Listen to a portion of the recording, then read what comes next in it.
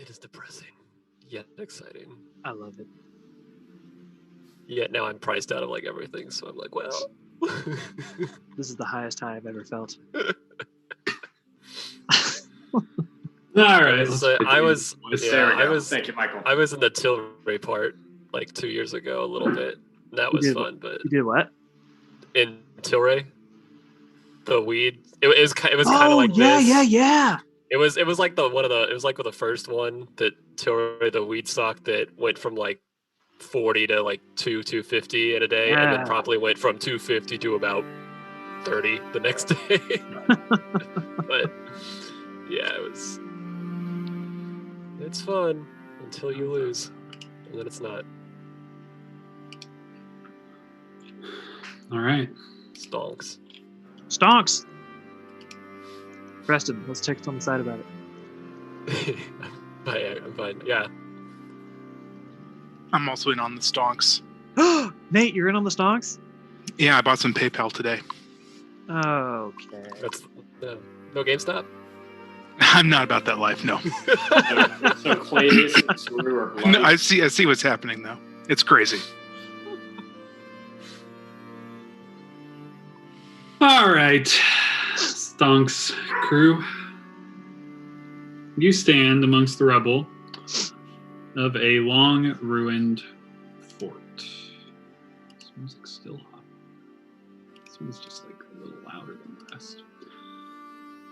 All right, you stand amongst the rubble of a long ruined fort along the Lamnik River.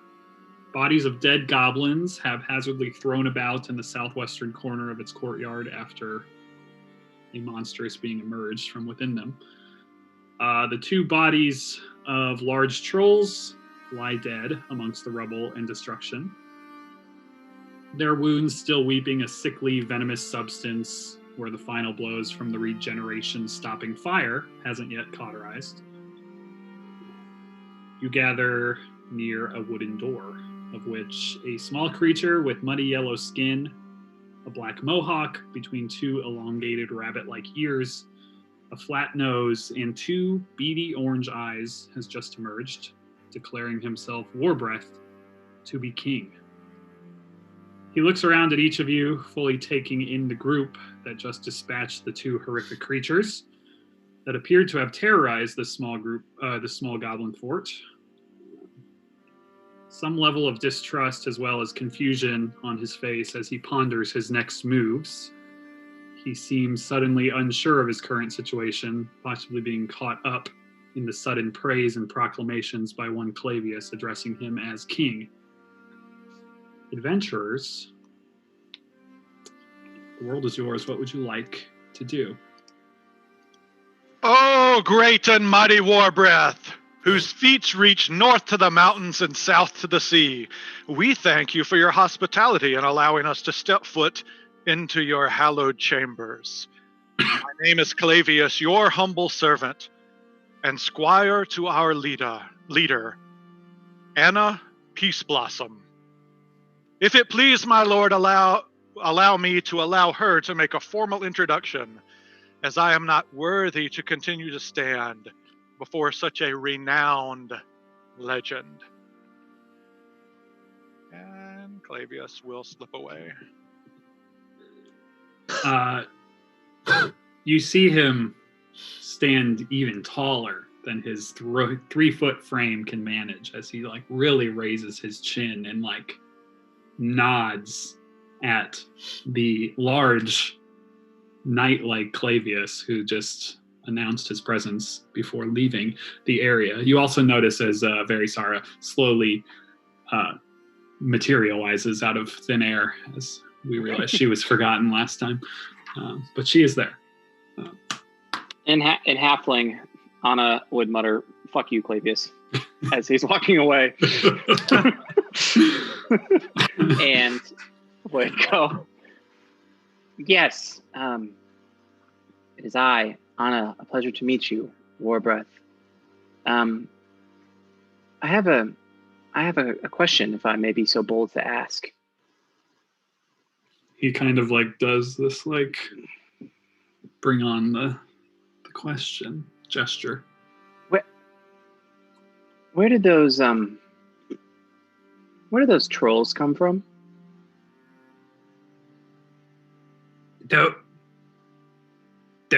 Those trolls? He Yeah, kind of where did points over to the bodies that are decorating this place now. Yeah, they seem to be chained. They were chained here.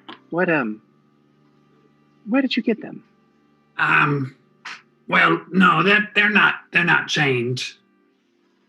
And he's pointing to them as one is still definitely chained to this wall up here. I know their bodies are no longer here, but he's more gesturing to the one that is obviously not chained to a wall, but I'll get them out there just for visual sake. Would you put the X on them for visual sake too? Yeah, well, that makes you feel a little better. Man, I need my heart rate to go back down. Yeah, Yep. sorry. There we go. How's that? Love it. Kind of died somewhere around there. Could you Ish. rotate 190 degrees? Yeah, if you need me to, I can. Uh, Whatever you like. Yep, that's I got all kinds of power. maybe Well, I can't get rid of the. I cost- can't get rid of the pink glow. Sorry, Nate. Oh, Warbreath. Hmm? I see that you. And it appears that you had them locked up. Mighty, powerful king that you are. So, what happened? How did they escape?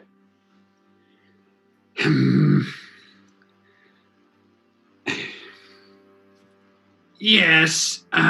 They were locked. Chains very weak. Troll games got out of hand, and trolls get loose. You know, Troll games? yeah, it's troll games. They get loose. Kill many. Wolbrett's scouts. And he kind of looks over to the pile where literally 30 to 40 goblins are just piled and rotting. Wolbreth need find new scouts. Of course, I completely understand. And Anna will swing her sword at Warbreath. Upon his comment. Lovely. Roll an attack, if you will.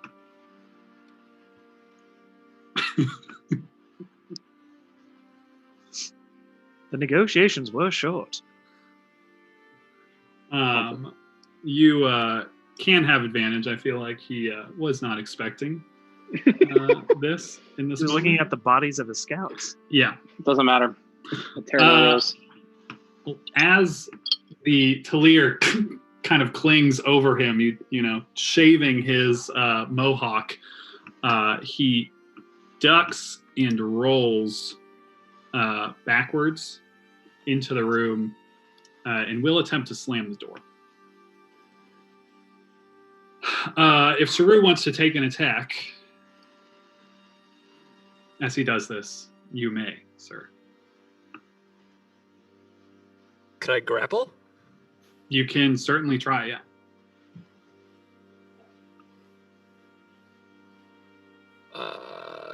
Strength, acrobatics, Athletics, if you will. Why is it always athletics? Are any sheets lying around? That's the rules. Get the torches ready. You manage to like get a hand on him as he's rolling backwards, and you stop him from like getting into the room, and he is now like kind of crawling and pulling to attempt to get in the room. Get off me! Get off me! And he's just like screaming and flailing. So Anna's intent upon like hearing that they kept these trolls locked up and that they like were basically probably like torturing them or playing some games with them. That's her intuition. Like, and then they got loose. Like, her intent is basically to put them down, thinking there's not much to be negotiated with. So I can roll initiative or keep swinging attacks or whatever. But just so you know. Beautiful. Yeah, if you are going to attempt, and if Saru is holding him down, it would probably be fairly easy to end his life. Arthur would stop her before doing that, though. You? And at least, like, there's some value into questioning his life. Do you not think? We might be able to gain some more information, and especially because we do not know the layout of this castle or the lands around it. He's got fear in him now, eh? I agree. I don't really think there's a reason to off him just yet.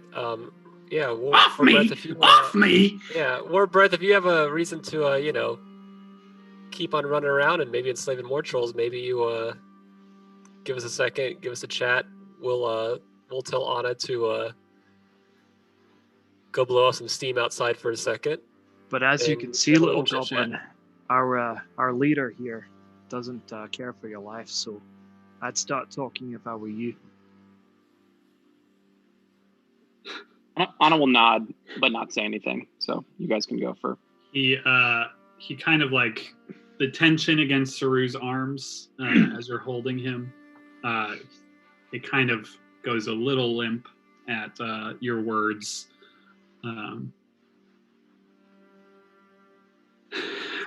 Talk. I can talk about what? What do you want me to talk about? How many more of your kind are in the castle? I haven't counted. Is it more or less than the fingers we plan to take off your hands? You see that he looks quite confused at how to answer that question. We can start with one and then go from there. There's none. I'm all that's left. Can you hold up how many fingers there are with trolls?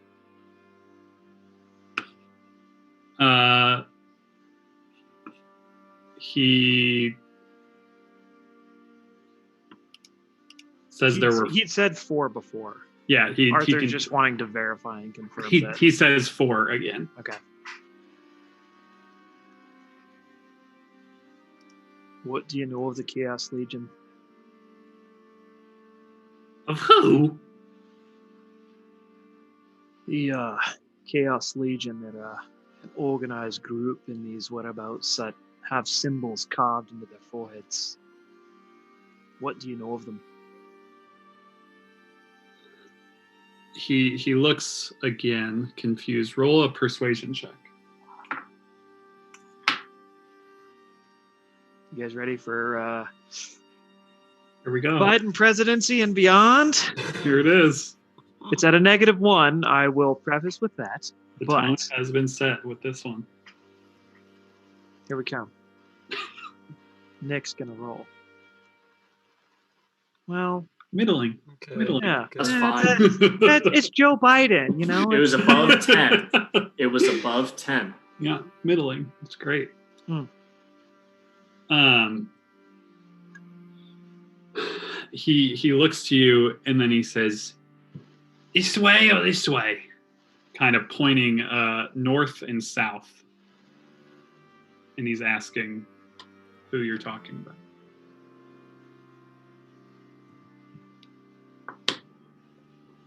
Huh? Who or He- where? he's pointing upriver and downriver from this position.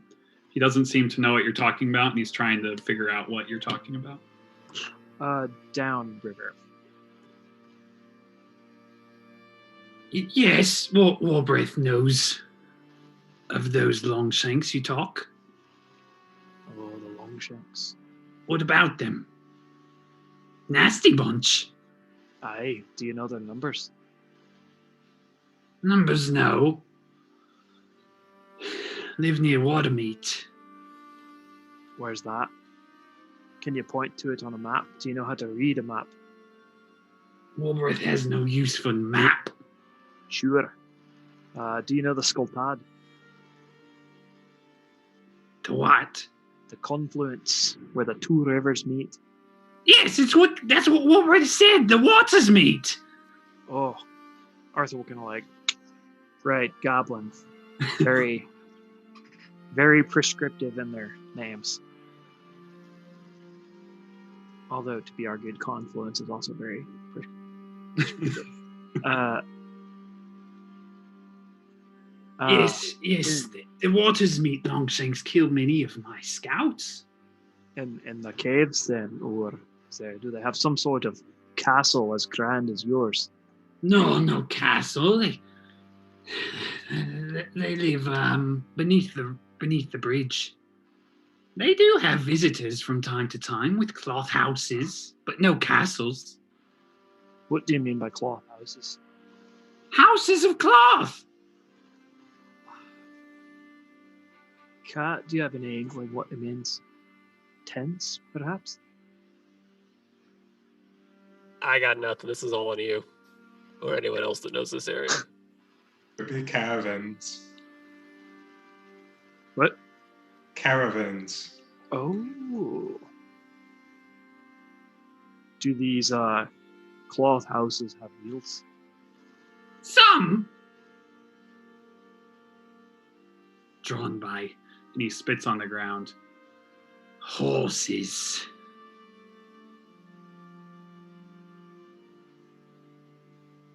Oh, you don't like horses? We've got a partner that's somewhere maybe fishing that doesn't like horses. You guys will get along great.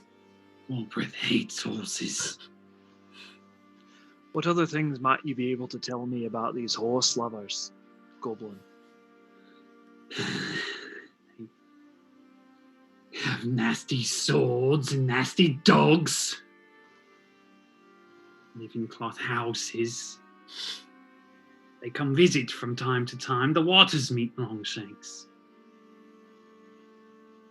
Make it very hard for my runners to get south to make their drops. Have to send them around instead of down the river.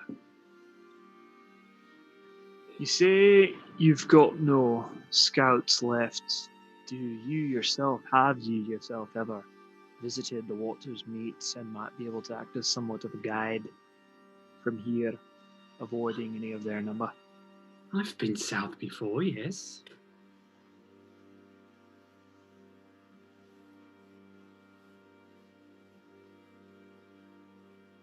What would it take, aside from the guarantee of your life, to act as somewhat of a guide for us? We've got a certain ale, I believe, that you're partial to. We've heard tell that you've come to enjoy this drink. And Ale, you say? we brought some of it in case we ran into you. Not quite expecting your troll beasties.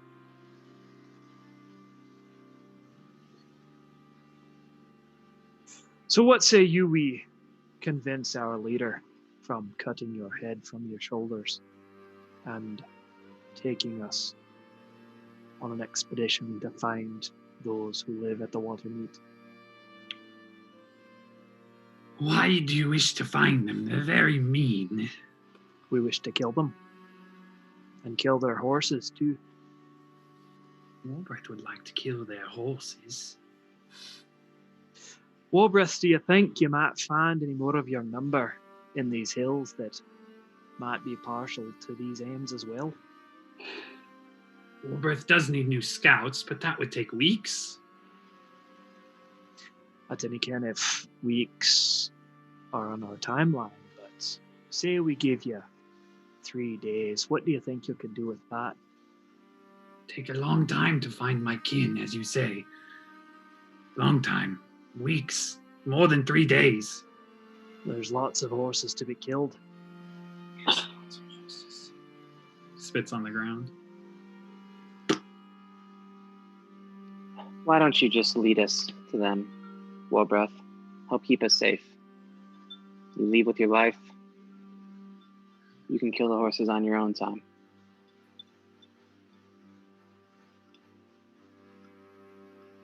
I'll take you to them. And then what? You kill them and I can go on south to make my drops. Who do you meet with in the south for your drops? Old Vandori. And who is this old Vandori? Lives at Wood's End. At the south end of the Lamnack, I presume? The DM type that name in. And he has a second.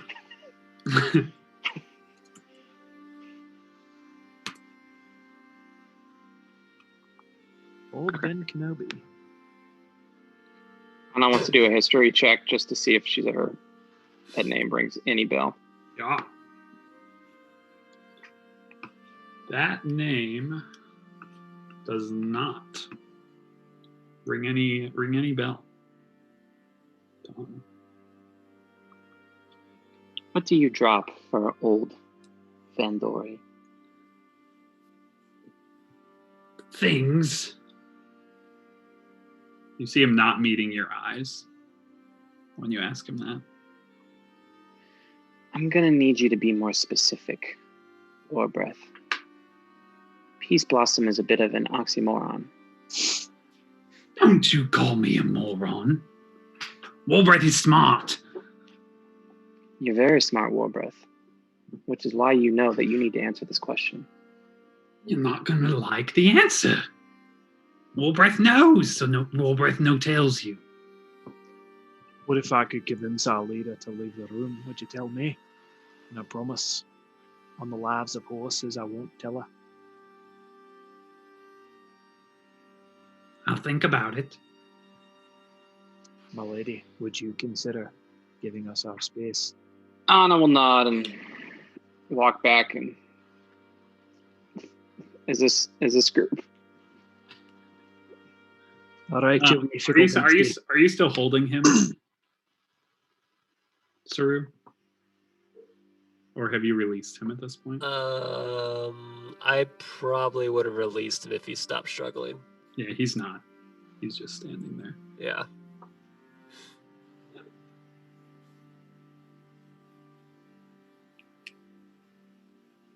Troll blood.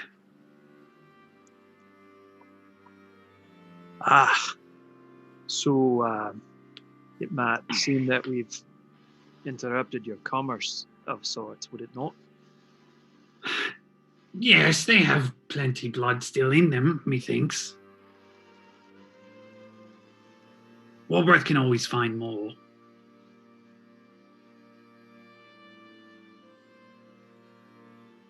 Warbreath, where would you say you might find more? Trolls? Aye. Trolls like the river. They come and go. And when you find them, how do you bring them here? It takes many scouts, many goblins. I could probably do it with a group of you if you're interested. You know, Warbreath, that's just what I was thinking. What if Warbreath, instead of leading the trolls here, we led the trolls to the horses? Do you think you might be able to manage that? Trolls do like horses. I need more goblins. That seems like a really great adventure hook. And maybe the next 1 to 2 sessions. Troll hunting could be quite fun. So you think you can do it with this crew?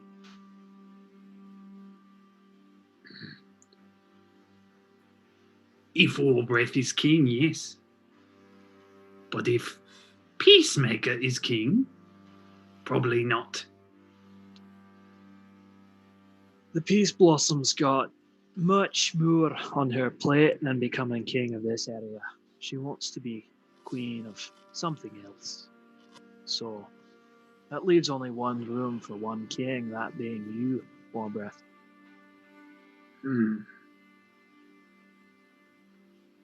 So what say ye? Might we rustle up a river troll and bring it towards the horses and maybe watch what damage it might do? We can certainly try.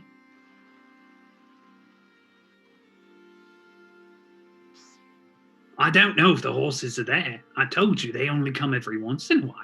Well, just in case there's one, or even half a horse, say. Still worth it to bring the troll there, isn't it? Warbreath hates all horses, half horses, full horses. Aye.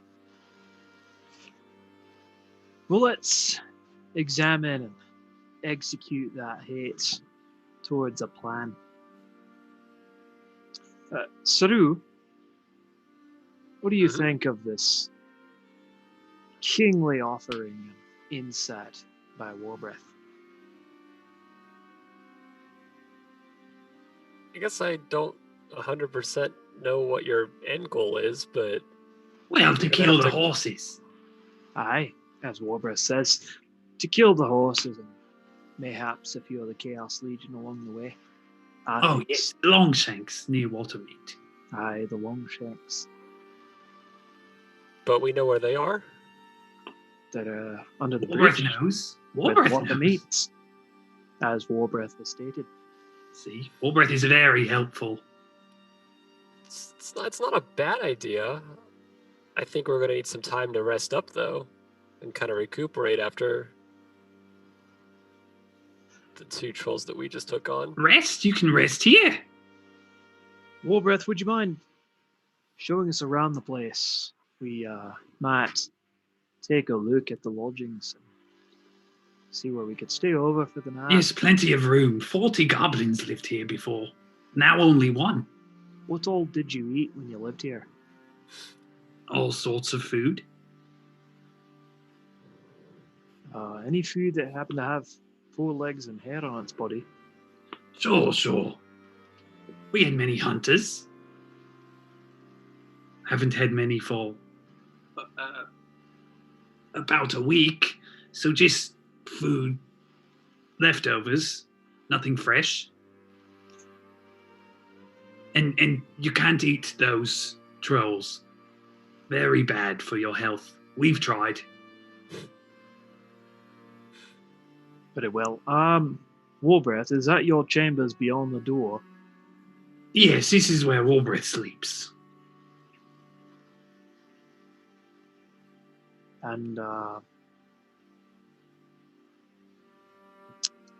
kitchens are off to my left here, eh? He just kind of nods at you. Not sure he knows exactly what you're saying, but he's going along with it.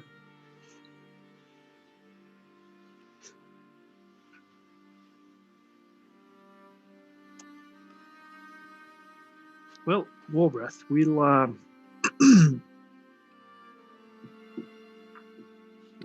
reconvene. We'll meet again very soon.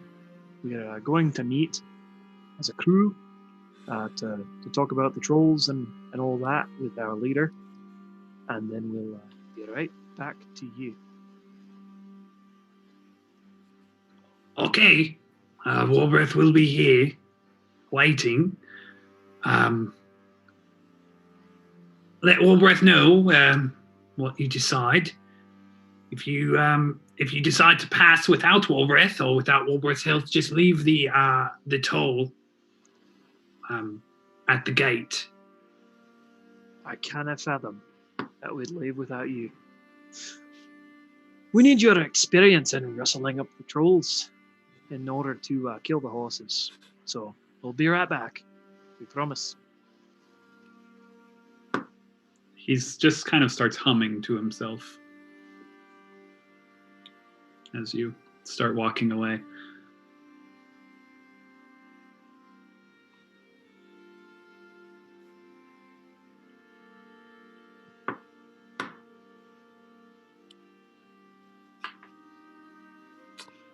Are we sure that we can control these trolls? Well, you need to catch the outside group up to speed because we definitely weren't there for that. Saru and I are having an I'm- aside. Okay, that's fine. That's fine. I just Nick's not getting out of having to explain this idea to the people who are outside. So you have all the asides you want. I apologize. Just we're waiting patiently. So, guys, new plan. Saru, what were you saying? Hilarious. Listen, are we sure that we're gonna be able to corral and contain 1+ trolls?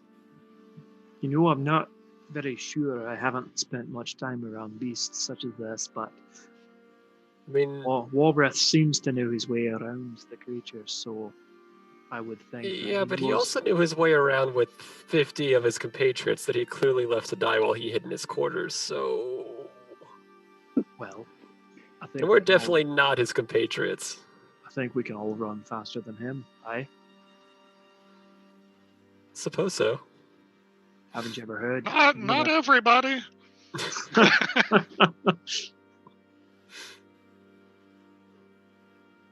Yeah, well, alright. I mean, I guess we bring it up to the group. I mean, it's an interesting idea. I think it's got some merit. It could be helpful. You know, what more does the Chaos Legion want than chaos? True.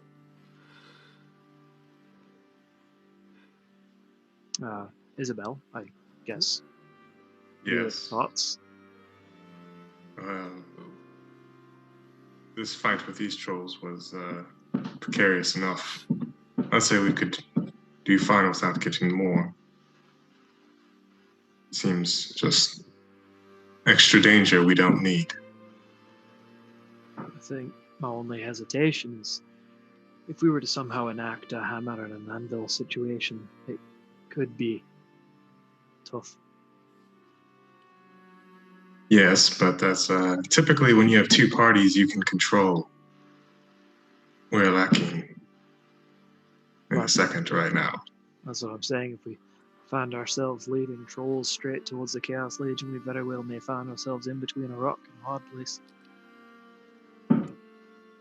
My advice is leave the trolls be. Duly noted.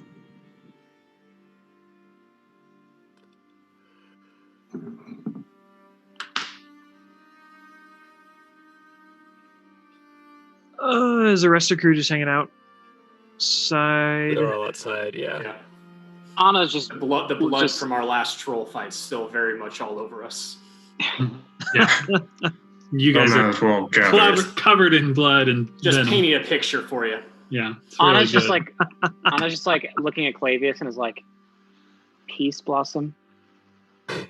Peace Blossom. Xerxes is laying in the grass, just kind of playing with a gold coin between his fingers. He will say something to you when you approach. Assuming that's what you're doing, I don't know. Who's you? Just talking to Nick. Yeah, the inside crew. Plural, yeah. We approach. Did you have a fine chat with your friend in there? Did you learn something interesting? Were you discussing maybe the latest book that you read? I'm sure he was an absolute fount of knowledge. Well, I mean, he gave us an idea. when it comes to literacy, I wouldn't think that they're very keen on that, but they do seem to know their way about this part of the world, so some knowledge was gained. Aye. I'm sure. Steven's in the middle. I'm sorry, go ahead, Nate. Knowledge of how best to roast a hare's leg, perhaps. That's about all they're good for. You seem to have a knowledge on his use of weapons. Would you say you have the same? Oh, I'd say I know how to use a club or a sharp stick just as well as any of them. Well, that's Steven, good. he had cast Mage Hand, and he's in the middle of like just doing this like really elaborate high five handshake with it, and he'll just like look up, like basically like a more elaborate version of patty cake, and he'll just look up and go, "So like, are we leaving him? Are we killing him? Like, what? Can we get out of here now?" Well, he might be coming with us. Right, Arthur? Aye. And it seems the threat subsided. There's no great reason why we might leave this perfectly good fortification unattended to recover. Steven will like look, imagine were talking side by side, he'll like turn around, look in the direction that's opposite the fortification, and like, wait, where? There's another castle around here? Arthur, are we going to McQueen. let him lead, or are we going to put him out of his misery? I don't think there's any real benefit in putting him out of his misery. He's got nothing against us, and there's nothing to gain by killing him. That's fine. I'm not saying we should. I just didn't know. Like, let's give him his beer, or we cannot, and we can keep Not going. Being said, I think there's plenty to be gained for us, should he point us specifically to different things along the river. We, Saru and I, came up with this plan. Perhaps You comfortable with that, Saru? With that tag that just got? I mean, I was there. So it seems that Warbreath is a master of fishing for trolls, as it were, out of the river. And that's how they came to harvest the food that they had. Mind you, they didn't do a very good job of keeping them contained, but they at least know where they are, where to find them, and at least how to lead them.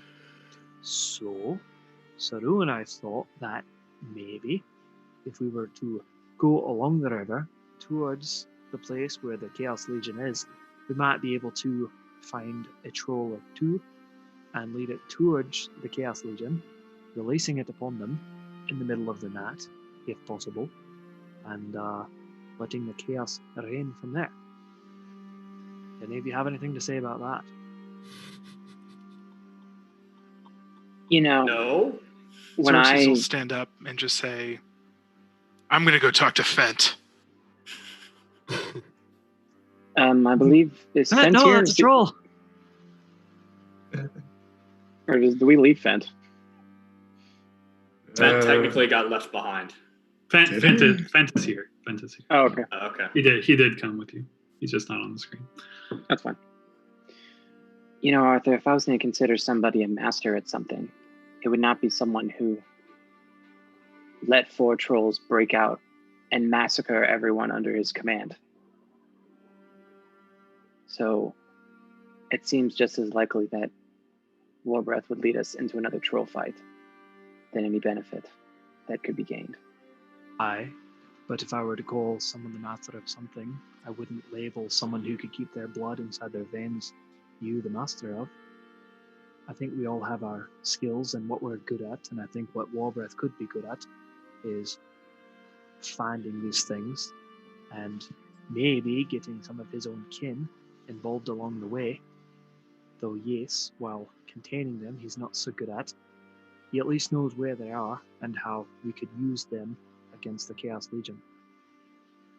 We're all masters and failures of many different things.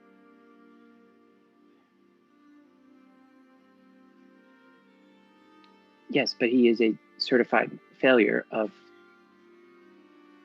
containing the trolls. He may have led them here. We're not And looking they- to contain them. But we have to contain them to get them there. Oh, you're here too. Did you wake up on the wrong side of the bed this morning, Arthur? No. Arthur, I think this is a terrible idea. If you want the goblin to lead us to avoid something, that is fine with me. But messing with trolls, we are more destructive than trolls. Us in the night on the Chaos Legion is going to be much better than any other plan. I'm just worried that we've got to go back into those caves that we'd been in prior, and that some sort of thing that could distract them and draw them out and cause chaos in their very midst might be of use to us. That part makes sense. That, I think, everyone would agree with. It's the whole, you want to get more trolls who almost killed us and then get them there. That's the part where I think you're crazy. Well, as long as we keep our distance, they can't hit us, can they? They moved pretty fast, Arthur. We were contained. And how do we control them if we keep our distance? We keep running in the direction that we want them to chase us. Okay. So then we run into the cave? No. Why would they magically stop chasing us and then go into the cave we want them to go to? I've got like 80% of the plan figured out. There's just a bit that I think I could use the group's thoughts on. Yeah. I Well, mean, then I- theoretically, we could have the troll chase to the cave.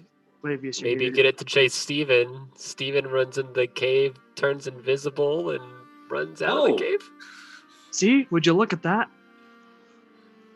Now there's an idea.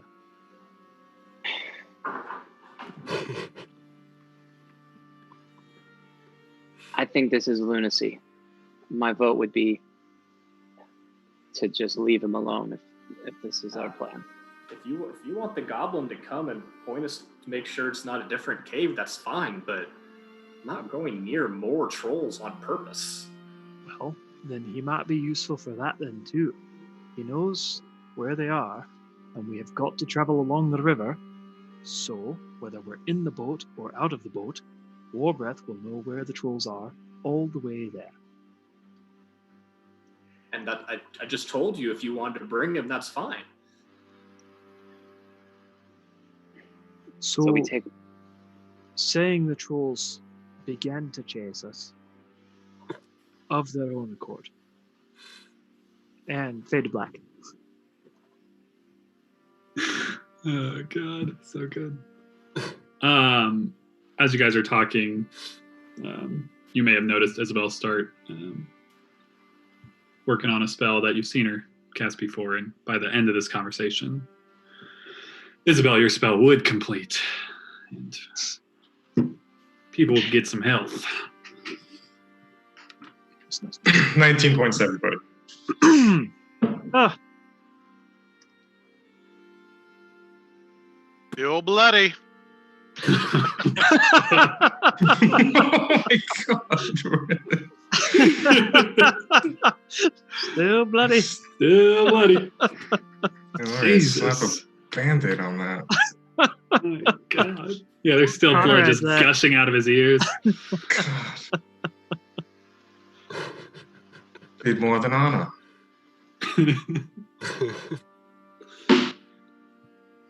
I don't remember why you're purple, Clavius. Sanctuary.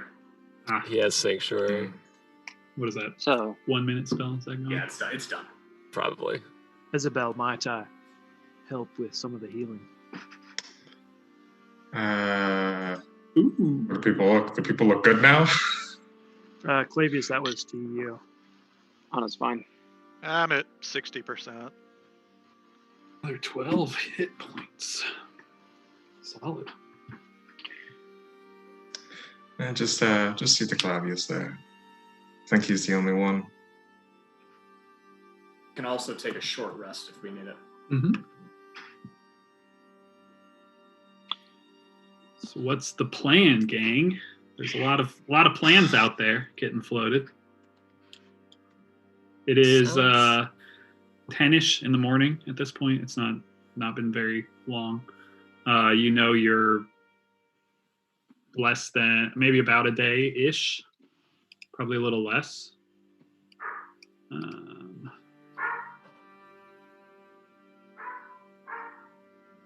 The wolves are howling. Yeah, you can get there by nightfall still if you were trying to get to the confluence.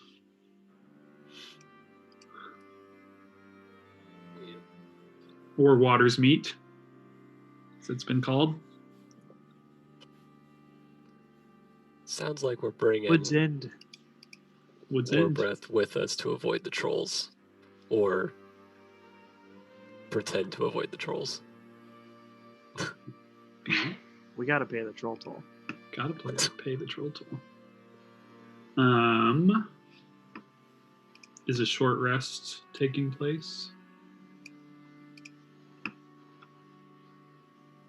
I don't see why it would. We're not going. Wouldn't. Arthur has no intent of leaving until at least early morning. Early next morning.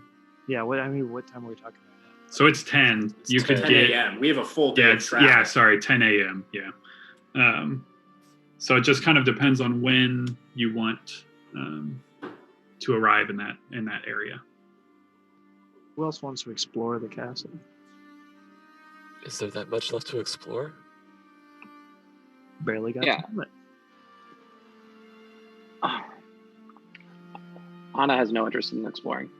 She would say we can take a short. She would be okay with a short rest, or be okay picking up Warbreath and leaving. That's her vote.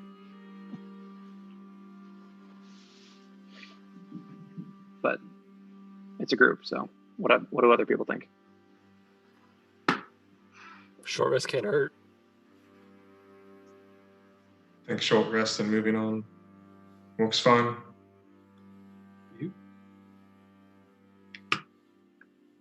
Alrighty then. So over the hour, those of you that want to partake in the short rest can roll hit points. Those of you that don't need to partake and want to do other things, you can do whatever you want.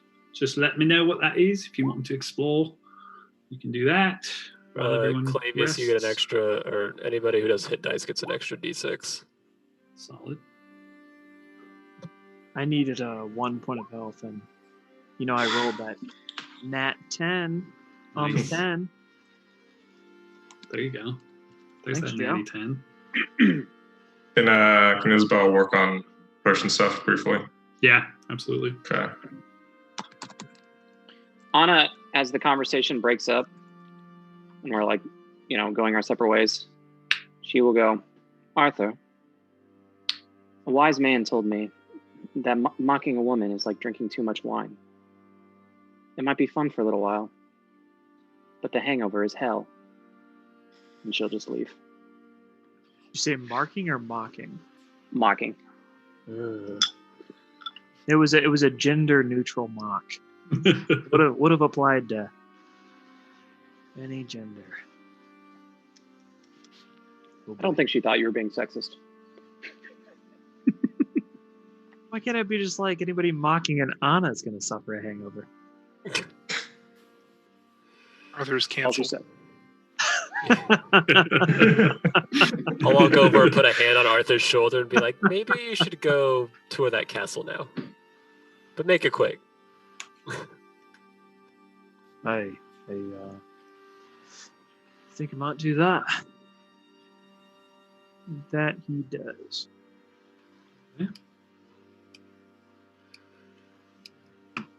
What you trying to do? He's gonna start by going upstairs. Yeah, so you go up there and it is the battlements of the castle. As you're kind of walking across, a bunch of the crenellations are totally fucked up. Like every third is not there, and where you currently are is just a complete collapse of the wall over there. And you can kind of see all the way around that there are other ways up. There's another way down here that kind of looks to end in the same way. This wall totally busted in and falling over. And it just appears that it would take significant amount of just climbing up, basically, to get to the battlements up there. And then the part of the fort that is closer to the water is just, completely collapsed in on itself. It looks to have once been stables, but is absolutely not being used for stables anymore. And you can tell that there have not been horses in this fort for a very long time. In the area that you currently are in, where the dead troll is, there is that hole in the ground, and you'll actually come upon Warbreath, who is attempting to use his dog slicer as a crowbar of sorts. He's trying to get the large chain, the one that is still attached to this troll, off the wall. Currently, seems like he's been working on that for a while. He's got it a good ways off, and there is also a broken dog slicer on the ground nearby that appears to have not worked very well for him. You. Ah! Ah! What's down that hole? This one there. Aye. It's where the flowers are kept. The flowers. Yes, What flowers? the purple ones.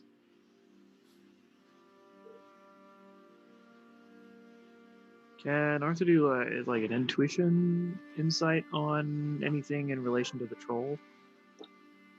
You can do a nature check. Nat 18. Here we go. It's possible that you had conversations with Isabel after the last troll,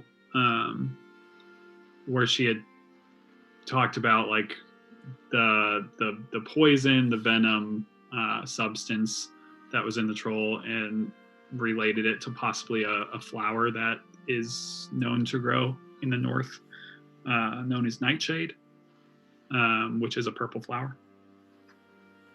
And Arthur may know this as well, just from it's a flower that grows up here, usually singular, and just isn't a very good flower to come in contact with, generally. How big's the hole? Big enough that troll squeezed through it. I mean, it's How big's the area below the hole? It goes for a while. Not huge. Does it connect to the river? No, goes the other way. Does it connect to anything? No, just small tunnel.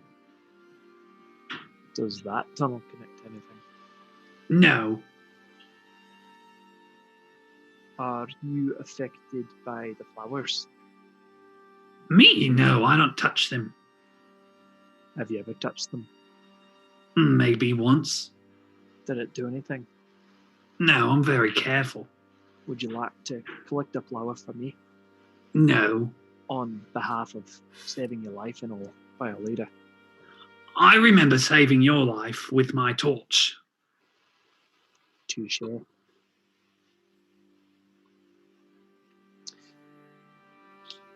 All right. You can have a flower if you wish. I don't have any trolls to feed them to. Well, I don't think your life is less than mine. Arthur will turn around and peer down there. Can he see how it looks? Yeah, and you have the goggles, right? You have dark vision? Yeah. It goes for beyond 60 feet. You see this kind of long tunnel. Is it like a straight hole down? Does it? Yeah, the hole only goes about wall, 10 foot down, and it's just dug into. It looks like it maybe was a cellar, but the cellar wall is kind of destroyed on the far end, and it just continues into like dirt. It looks like this dugout. Scalable? Yeah, you'd be able to go down there easy. He's gonna try to go down there. Yeah, there's like a makeshift ladder, so it's like totally climbable. Lovely. Is the closest accessible purple flower he will attempt to pick. It's easy enough. You'd be able to pick it without doing anything. There's thorns on it, and just breaking the flower, you'd be able to do so. Awesome. He'll ascend again and go back out looking for Isabel. Warbreath goes back to trying to pry that chain off the wall. Isabel. Yes. What is it, Arthur? There's a whole cave full of these down there.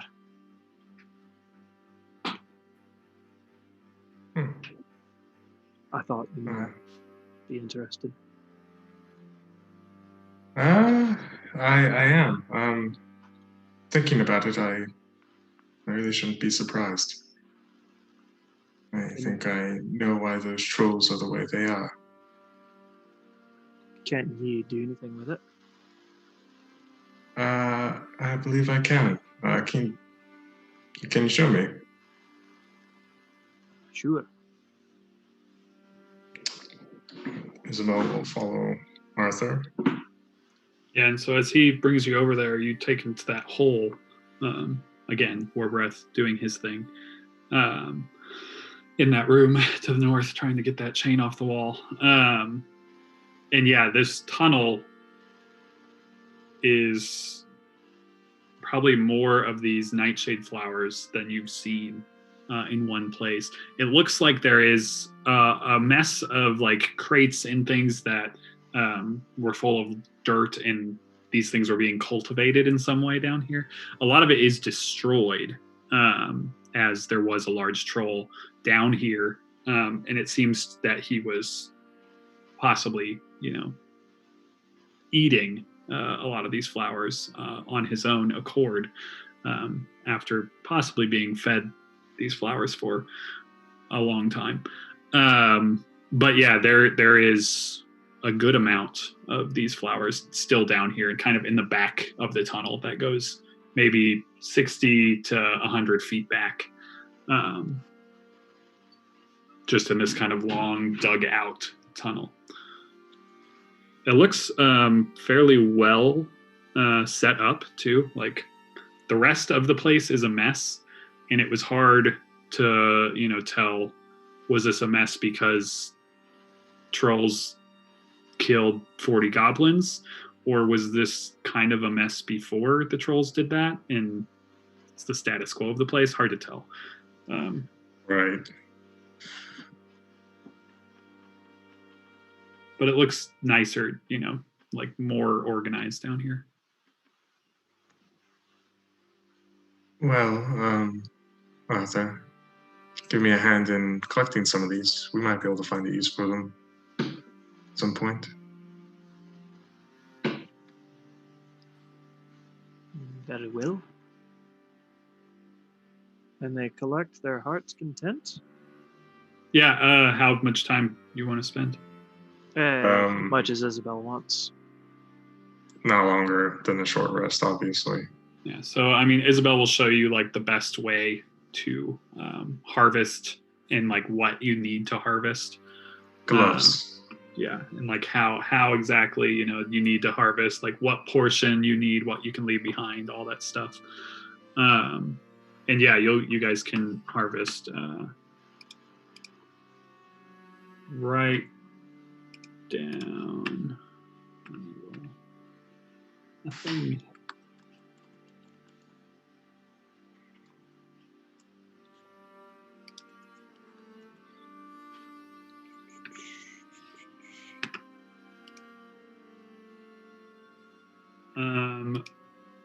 Write down 15 like nightshade poppies or 15 nightshade flowers, like fully intact, that you're able to kind of pull up from down here. All right. Done.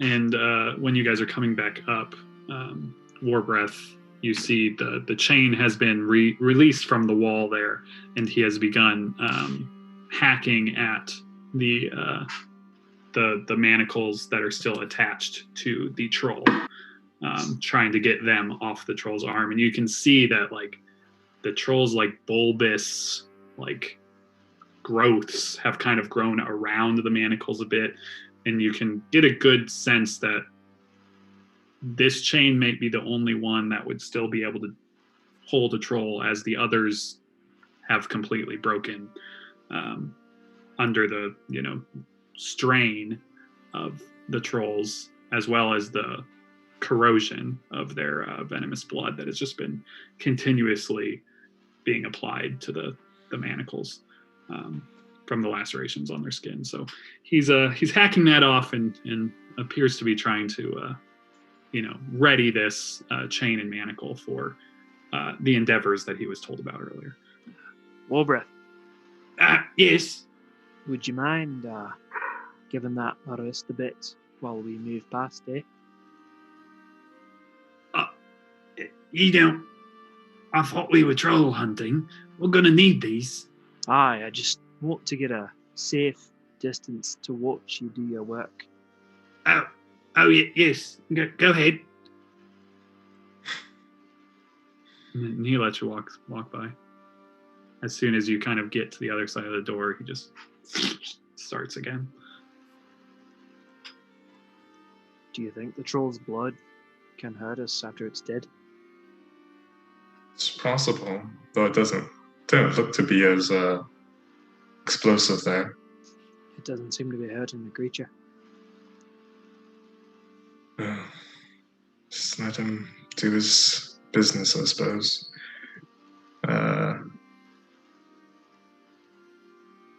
You can't really think this is a good idea, luring a troll. Well, After what we just saw. it's the last thing they'd expect, and we've fought them before when we were not trapped within the walls of a stone keep, and we'd fared just fine then. So it was just my thinking that if we could get one of these monstrosities pointed in the right direction, it just might cause enough confusion in the heat of things that we could use it to our advantage, knowing what we're dealing with. Well, let's imagine for a moment. So you lure the troll to the entrance of this cave, which before we ran into a little bit of trouble, but didn't really seem to be a whole lot once inside, at least the first bit.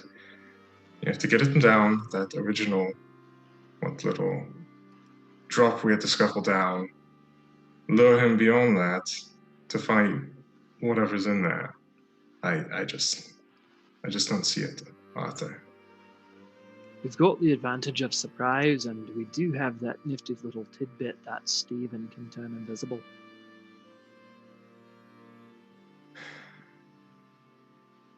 I told us to go around this fort, and we nearly died. I'm telling us to avoid this now. But if I'm outvoted, I'm outvoted. Our path to disrupting the Chaos Legions now pointed in the right direction because of this fort. We could have gone around, and we still would have found the same cave as before. We were always pointed in the right direction. Aye, but now we've got more knowledge and less time.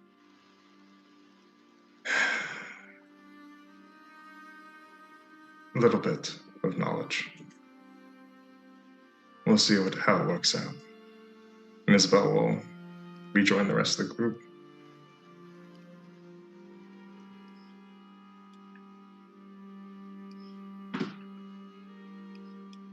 During all that, I think Clavius would take that opportunity to talk to Saru and probably wouldn't care if Anna was there, but would not speak where anybody else could overhear. And would be noticeably like polar opposite from the grandstanding squire that he was when he came out here. Very downtrodden. Contemplative, I guess would be the word. And he is glad that Saru came to stand there. And would look over to him and say, "Look at it, Saru. Look at it, the Lamnak. I know I've talked about magical water before, but these waters, the river, the lake, they have a life of their own. They have a story." And he'll kind of go silent for a second and then say, barely audibly, more remembering than speaking, "A vast lake of self-being, constantly filled by the waterfall of who we are. Once full, the water will find a way out. It will run downhill as it was meant to do. The more you hold it back, the stronger and more dangerous it will be when it breaks the dam and manifests itself." And he'll look over at Saru and say, "Saru, I can feel it taking me. the dam is breaking. I'm losing control of it. And you'll notice that the shadow is pacing back and forth across the bridge, and it doesn't appear that Clavius is telling it to do that. I was just about to say, I was like, are you talking about your little shadowy thing again? Or are you okay? I mean, you took some beatings over there. You need to take a little rest, take a load off. Should I go find Isabel? The wounds from the battle are practically healed. I'm glad I could get in the way.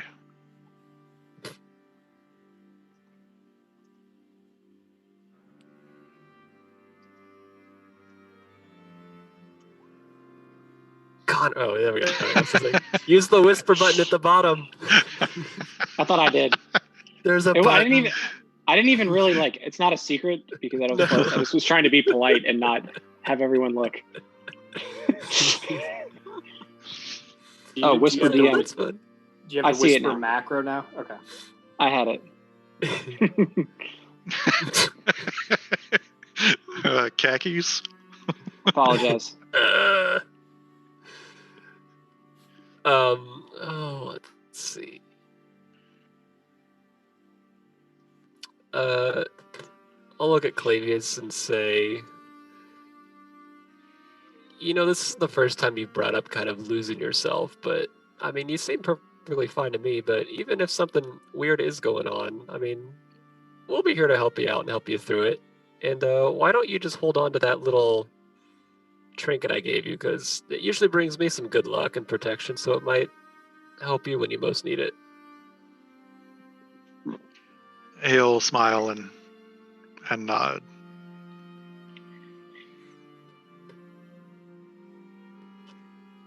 But in the event that you do, I don't know, whatever happens, is there a fix for it?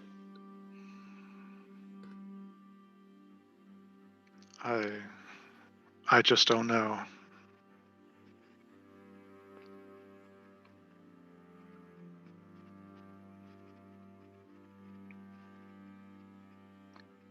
I don't know, and I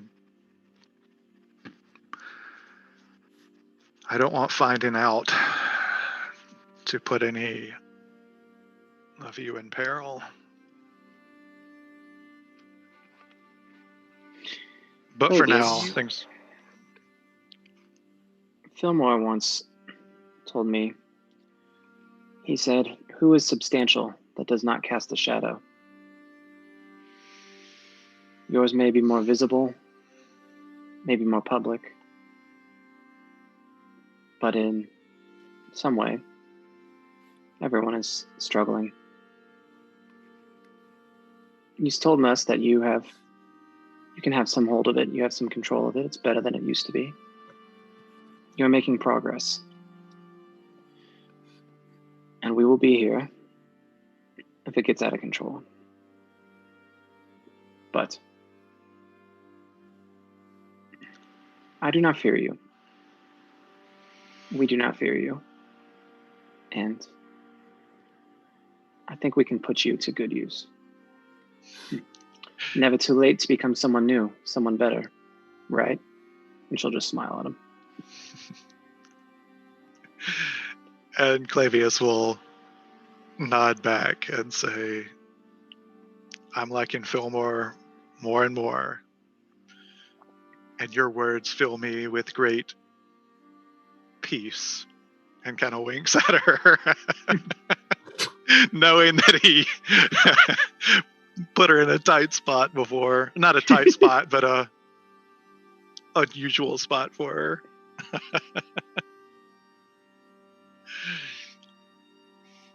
That lightens his spirits pretty good. Good.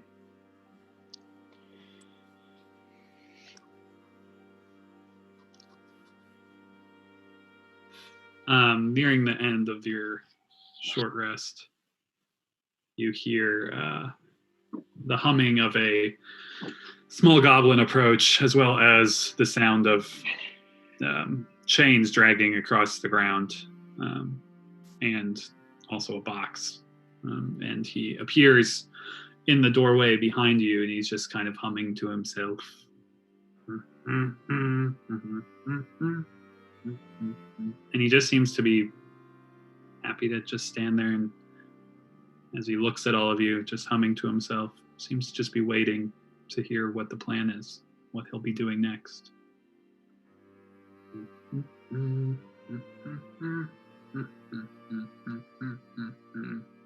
Is everybody back? Yeah, At that night sh- everybody's here. Well, So, we take the boat. Warbreath, you help us avoid the trolls. We give you to get us there, get us to the Chaos Legion safely. We give you the ale. We be on our way. And she'll look around to the group.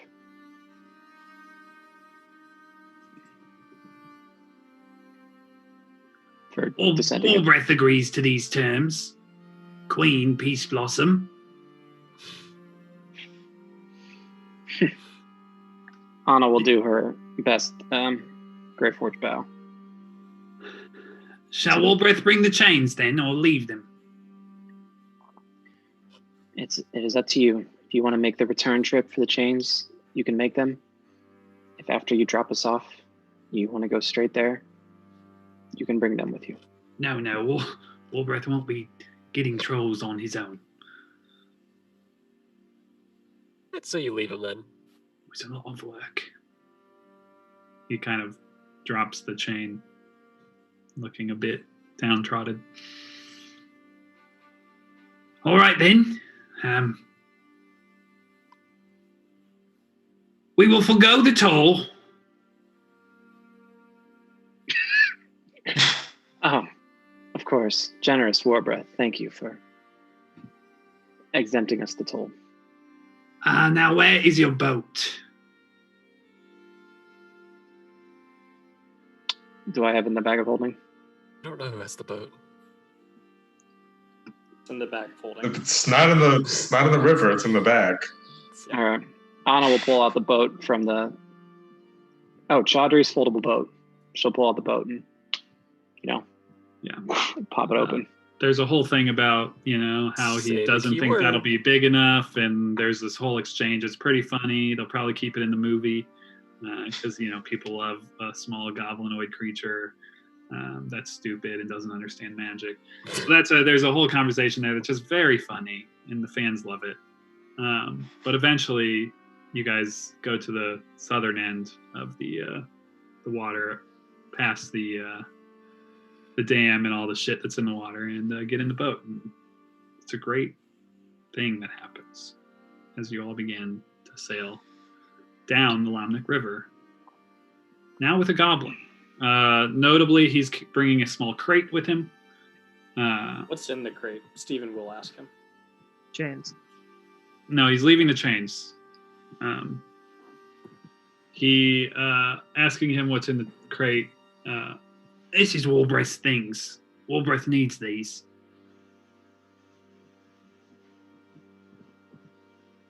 That's Okay. what he will tell you. Where are you taking them? Oh, mighty and great and illustrious King Warbreath, where are you taking them? If I may be so bold. Warbreath is bringing them to Wood's End. Oh, I'm sorry, King. We're only going to Watersmeet. I didn't want to impose additional walking on you. How much further will you have to walk in order to get to where you're going? How many days journey? Many days. And do you go toward the sun in the morning? Which direction? Continue downriver.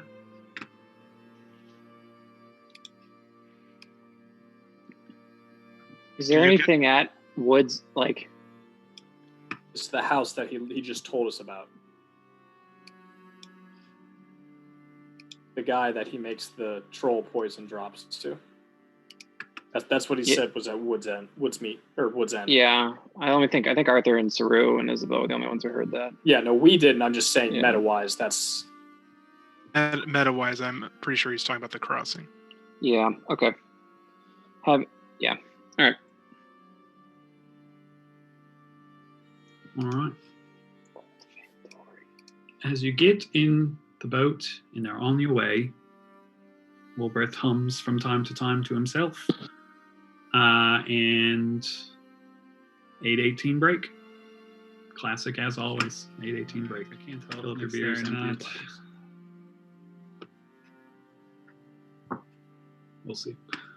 The plan of action as you're leaving this place, it will take less than a day to get to the confluence. If you were to have nothing like stopping you on your way, you would arrive like just before nightfall. It'd be, dusk. There would still be sunlight when you would get to the convergence of the river, where that before that convergence was where that bridge that you guys encountered the cave beneath it is. So what is your general plan for travel today? How far do you want to go? Do you want to just go until you get there? Do you want to pull off before you get there and approach differently? Do you want to start slowing down when you get closer? Just since you're going to arrive around the end of the day, as far as daylight goes, if you were to leave now. Do we think there's any difference between like making camp pretty much just outside the entrance or pulling off early? Because I remember we didn't find any like resistance when we first found it. There were the dretches.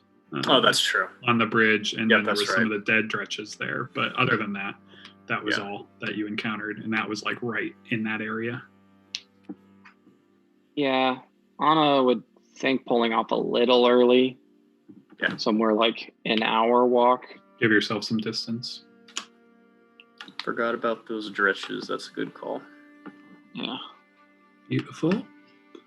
Nick said to go ahead in case you didn't see it. Oh, I did not. Okay, cool.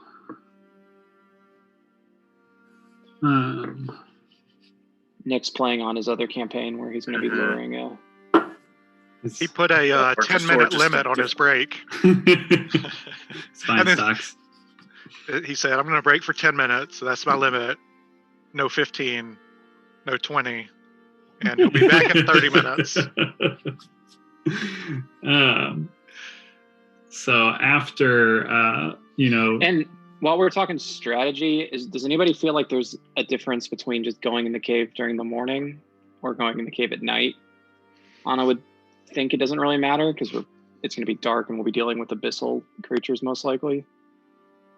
But she could also hear. I don't think it matters. Oh yeah, the cave doesn't matter. The only difference would be whether we want to just hang out near or around the cave overnight and risk getting. That's why she was saying like wait an hour outside of the cave, like, or recover spell slots overnight. Yeah, so like get a night's rest. We have the tiny hut for more protection than we would under normal circumstances, and then go to the cave in the morning. Can we all fit in the hut with the goblin? Xerxes would refuse to let the goblin in. Would the goblin even stay? Or would he just carry on? I mean, I think if the goblin got us to an hour walk, we could just give him his ale and send him on his way. If he would leave. Plausible. Clavius would be wary enough to let him go ahead of us. Yeah, I wouldn't like that idea either. Mainly because while he seems cooperative now, we did try to kill him, and I agree that he's just a wild card, and I would rather not let the wild card just go off walking in the night by making that exact face that the DM is making. So, My dog slicer. yeah, because he could try to do something to help us, and it hurt us. I'm not necessarily thinking he's got bad. But intentions. do we think if we all disappear into the tiny hut that he's not going to leave? I don't think we can all fit anymore. If Fent and Sara are here. I would volunteer to be It's- outside of the hut. It's 9, right? Mm-hmm. So 7 of us. Yeah, Fent, Sara, and Goblin make 10. Yeah, because it was all Nick, of you. Nick, was and 9. Nick had insisted on the cat, which we thankfully didn't really have to legislate. But The cat just slept on top. yeah, Xerxes That'd be- wouldn't mind just making the goblin permanently sleep with a bullet hole in his head. He doesn't care. yeah. I think we were all okay with that, to be honest. Yeah, now that Anna would not want to do it now that we've let the goblin lead us. Oh no, I just meant I think Like, retrospectively. In the direction we already knew where we were going. yeah, to avoid, yeah, I mean, we spared the goblin's life at the moment. Like, it's much more cold-blooded. Anna would feel like it's much more cold-blooded murder now that we've let him lead us around the trolls, kept him alive. You know? Murder of a goblin? Yeah, it's still, she was willing to kill him back. Goblin? okay. Then all right. Here's You're a Croft- tiefling. Croft. This question is Yes. very much for you. What is your spell slot situation? Because mine is fine, but yours is way more important than mine. So if yours needs the long rest, then we can continue to debate it. But if you're okay, then maybe it's the argument of we just go in when we get there. Probably long rest is best. Okay, no, I just wanted to check because that would have been a I'm nice down way on around. my higher slots. Yeah, mainly, no, I think so. it's smarter to get the rest, but Not like we're on a deadline. yeah, Yeah, I was to say, yeah, I would volunteer to stay outside of the hut, and then I would sort of kind of volunteer Clavius and Xerxes to stay outside of the hut too. Yeah, we can do watches, and Yeah. on our watch, be outside the hut, and Warbreath is outside the hut at all times. Okay. Watches. Good chance Warbreath doesn't understand the hut anyway. yeah. Xerxes Probably, is Well, not that's what gonna I take a figured. watch. If we all disappeared into the hut, there's no way he's just gonna chill. I don't know. It's I said that unlikely. with the too many count in mind. Yeah. No, you're good. I like the idea of if you're on watch, you're outside the hut and making sure Warbreath doesn't run away. And if he tries to run away, put him down. Just kill him. Yeah, because when you cast, I don't remember exactly the hut's wording, but I think you could cast it allowing a certain amount of people, even beyond the 9 through. Like, That's how all these people can walk through it. They're allowed to, Mm-hmm. you know. You can move through Warbreath it is freely. not allowed to. Yeah. Yeah. You can, But you can only move 9 through it can be in freely. at a time, just because Yeah. there isn't enough room for more than 9. It only specifies 9 can fit inside, but yeah, it Beautiful. doesn't. So I can say everyone can come in and out. Yeah. Steven's the only one who's stuck. Yeah, and minus those- Warbreath. Warbreath can't come in. Correct. Beautiful. That makes total sense. All right. So Good you're plan. on the watch. If you're on the watch, you're on the outside. We take our normal watches. So Xerxes doesn't have to look at the goblin. And if he runs away during watch, you just put him down. So on your travel down, there is a point where Warbreath will actually point out the caves where they got the trolls from. And these are caves that are like kind of covered and partially like obstructed, and would possibly be difficult to see without him kind of pointing them out to you. Can we take enough note of them that we could have like a general guess on the map? Yeah, where I they are? can put them on the map because I actually already have top. Literally the one time Borsiel would be useful. Yeah. There you go. There's a little "Here Be Trolls" label on the map. Cool. Here be trolls. Here Thanks. be trolls. Possibly. Who knows? You don't see any trolls as you pass, unless you're going to stop and investigate at all. But even Warbreath will urge you that he did not bring the chains, so it would be folly to try and get any trolls. But the rest of your day goes. There's nothing that happens other than any conversations that you guys need to have together with each other or with Warbreath if there's anything else you want to get from him. And then I'm going to just stick that there and say you're within an hour's walk by the end of this day. Clavius is going to ask Warbreath, maybe now or maybe on watch, what he exchanges his crate for. Like, what does he get in return? Oh, Warbreath gets it's a very good deal. Warbreath needs to bring up Warbreath's information real quick. Warbreath gets goat's grog. Warbreath gets goat's grog in return. Goat's grog in shinies. Shinies are always nice. Not much use for them, but it's good to have them. Good to keep as many as you can. What color Goblins respect shinies? shinies of all colors. Brown, lighter brown.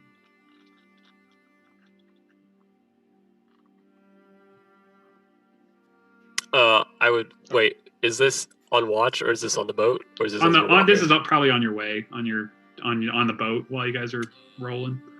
I'll Or pull on out a gold watch, coin whatever and be the hell. like, I'll pull out a gold coin and be like, are these the shinies you're talking about? Yes, they look like that. Some. If I gave you a couple of these, could we see what was in your box? Just me and Clavius? Just look. Yeah. Sure. Just curious. You know, I'm a cat and all. Sure.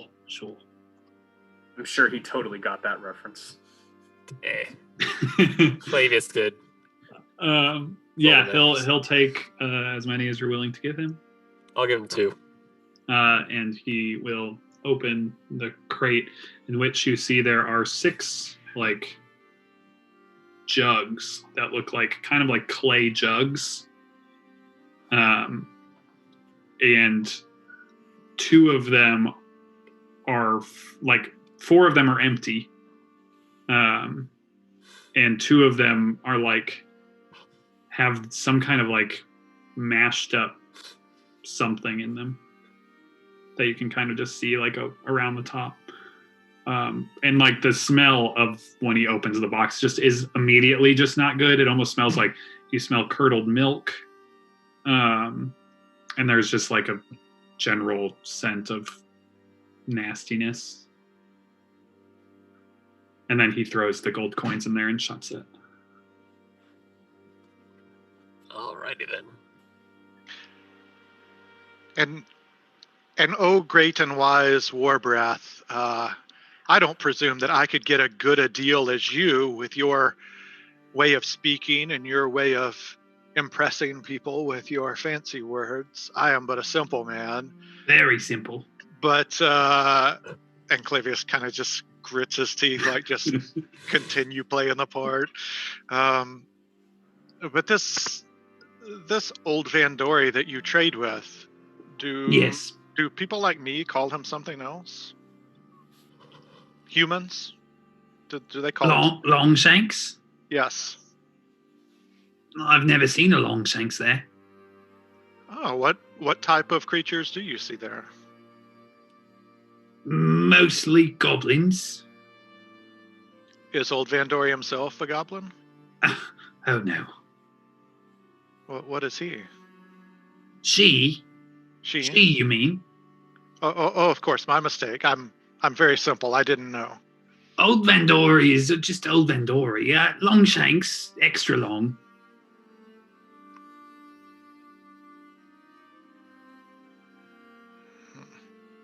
Are they friendly to people like us? Never Like seen you? people like you. People like me, yes, have good trades.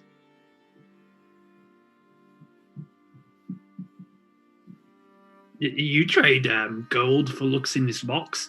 Old Vandori might trade with you, yes. You bring her Well, we shine. also know you, Yes, and if we know she has you, then we plenty of have to be.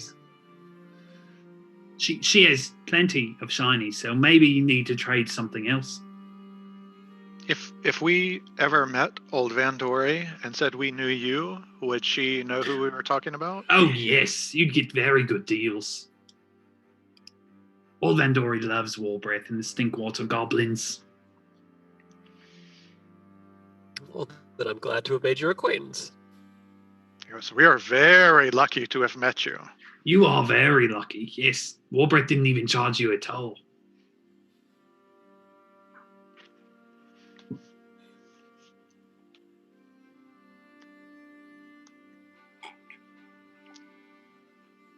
He slurps from one of the jugs. He doesn't. Blah. Anything else anyone want to talk about before setting up camp? And on which side of the river would you like to dock up? Opposite of the caves? Yeah, I think opposite of the caves. Cool. So south, right? Yeah, to the south on our east-west, north-south map. That is the cave map because of reasons. So stupid. Yeah. And watches go normal. Whatever watch Clavius is on. Or You- were you saying? Yeah, no. If you guys want to do some convos before nighttime and then do some watches, it's totally cool. We dropped the watch conversations. It was like dinner ones. Yeah, so if you want to do like you guys are setting up camp or anything like that, now's the time. You guys can have one-on-one combos during this time too. Totally allowed.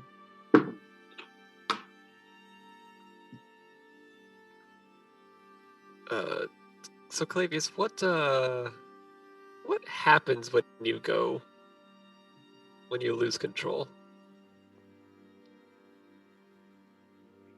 Nothing happens to me. The shadow, though. It was only at the tower, climbing the hill, that I had the ability to tell it what to do. And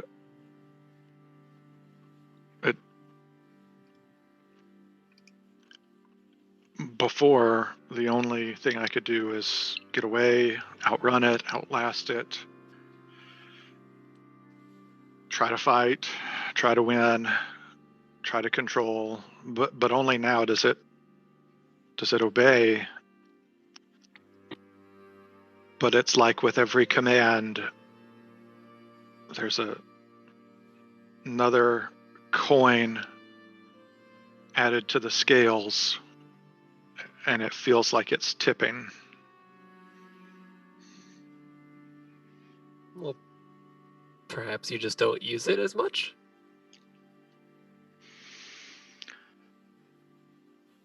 That might not be a bad idea. That might not be a bad idea, Saru. But so it can hurt you. It has. As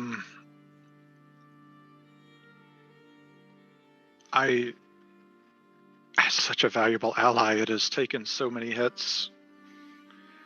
It took 4 hits from those vampires, took numerous hits from those trolls that could have been hitting either of us.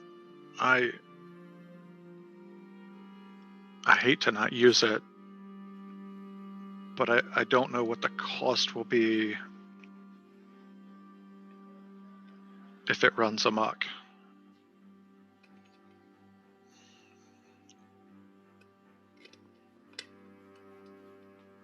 Maybe if you fought alongside it instead of having it off on its own, maybe it would be more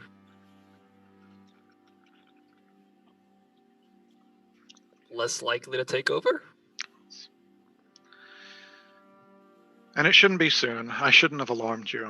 It's not alarming. It's just trying to figure out what I can do when the time comes, when you need it. It's fine for now. Just sometimes it feels like it's all too much. So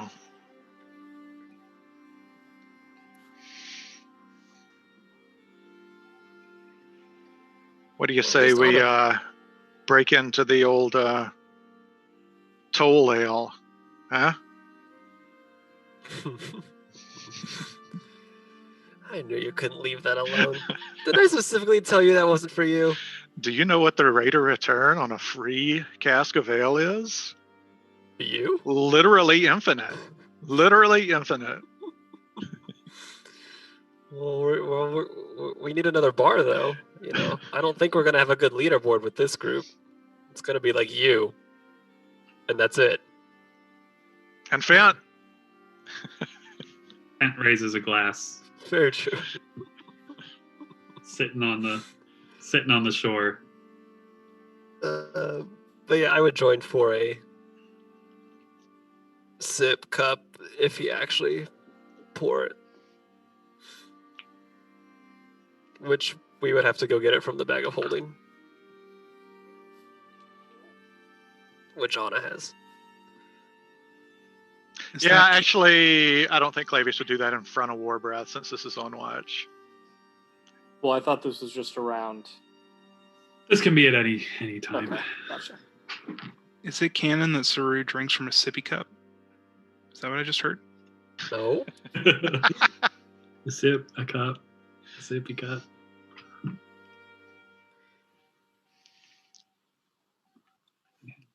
Clavius drinks from a Dretch's horn.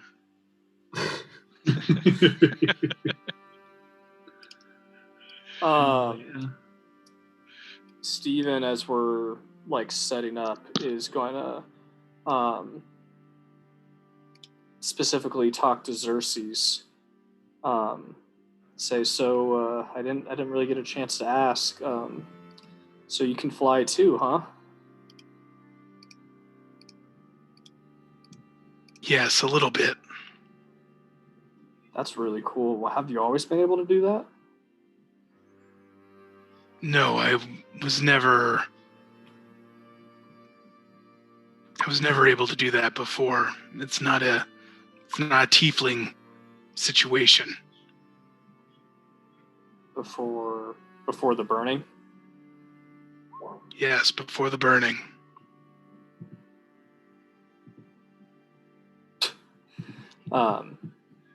Wow, that's intense. I didn't know it had affected people so specifically like that. Do you remember Evelina back at the Hollow? Mm-hmm.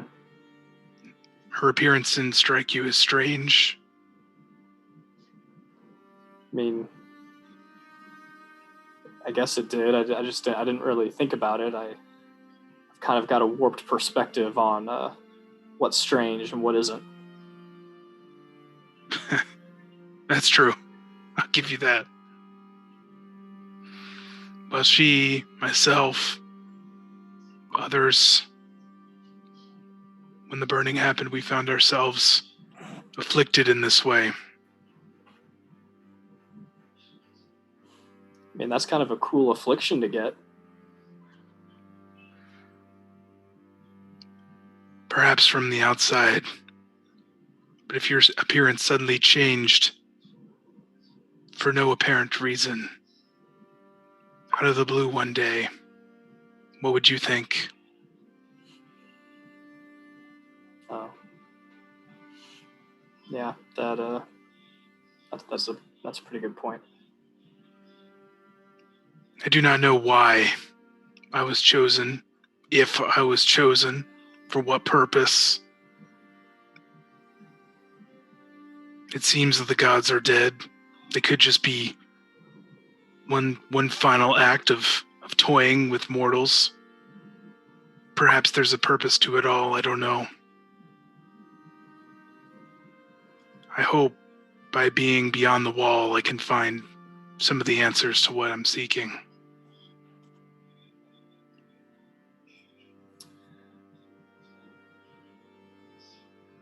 Well, I'm really glad to have gotten to meet you.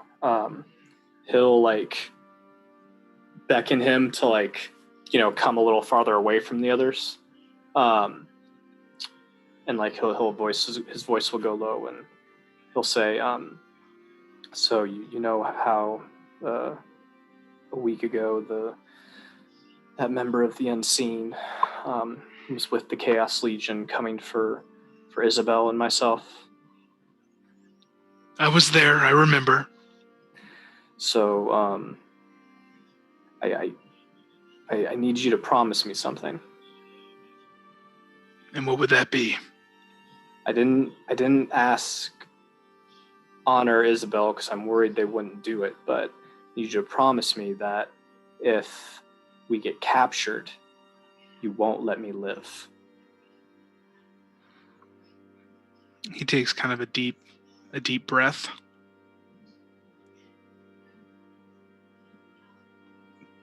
Do you really think that you don't have anything to live for if we are captured by them? If I think I have a lot to live for, but I also know what they've done to me before, and it's an experience that I never wish to never have again.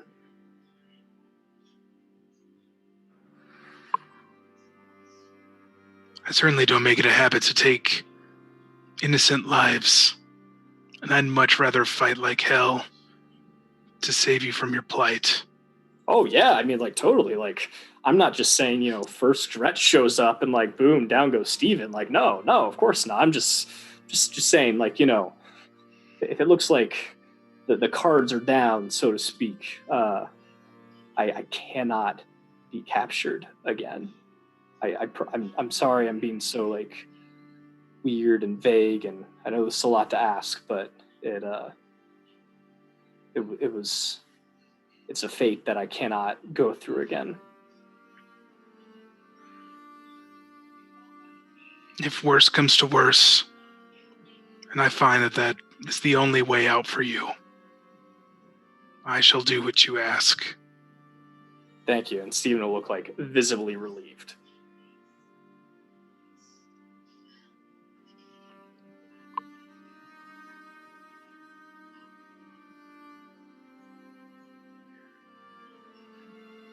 Xerxes just kind of lost in thought. I'm just gonna let that go. Yeah, no, I'm done.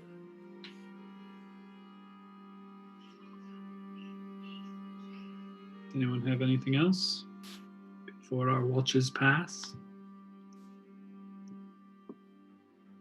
All right.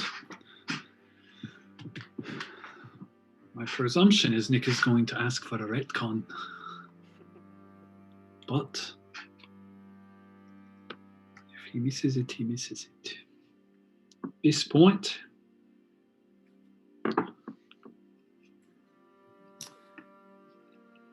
he says, be right there soon. So, you said we're about like an hour's walk from the cave? About Okay. an hour. Nope, that's what Steven needed to know. Beautiful. Yeah. He will, as we're, sorry, I'm going to interrupt Oh, you. you're good. Yeah. Do it. Do it. As we're like all putting down, Steven will be like, so can y'all remind me, like, who can see in the dark and who can't?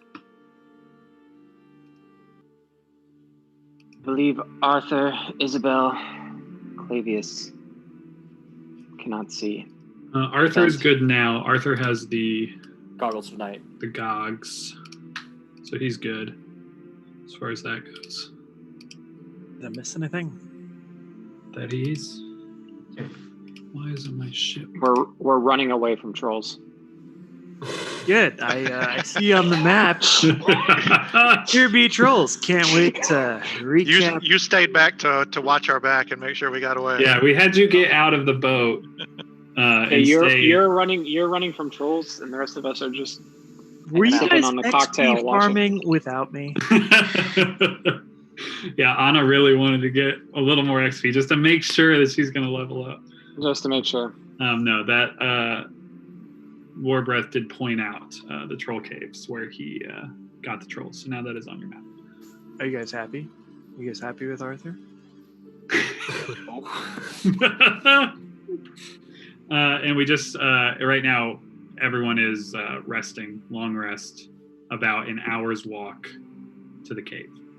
Nice. Nice. Are we still in the boat? Out of the boat? Are we with Warbreath? You are, yeah. So out of the boat. out of the boat, you got the hut. Some of you are taking watch outside. Warbreath is not allowed through the hut. Everyone else is. So when you take rests and watches, people that take watches are going outside the hut, sitting down. Because of capacity reasons, or because he's Warbreath? Because of capacity and Warbreath, probably. Yeah. Nice. Yeah. Did you guys RP that explanation to him, or? No, he didn't really understand what you guys were talking about anyway. But yeah, if there's any combos that you need to have with anyone, or anything you need to do, I assume the plan is in the morning you guys will be walking south towards the bridge. Nice. All right, so I don't know who I interrupted, but I was asking who needs dark vision tomorrow in the cave. Bell doesn't have dark vision. I think this is probably the only one. This is not a meta conversation. Steven would is explicitly asking.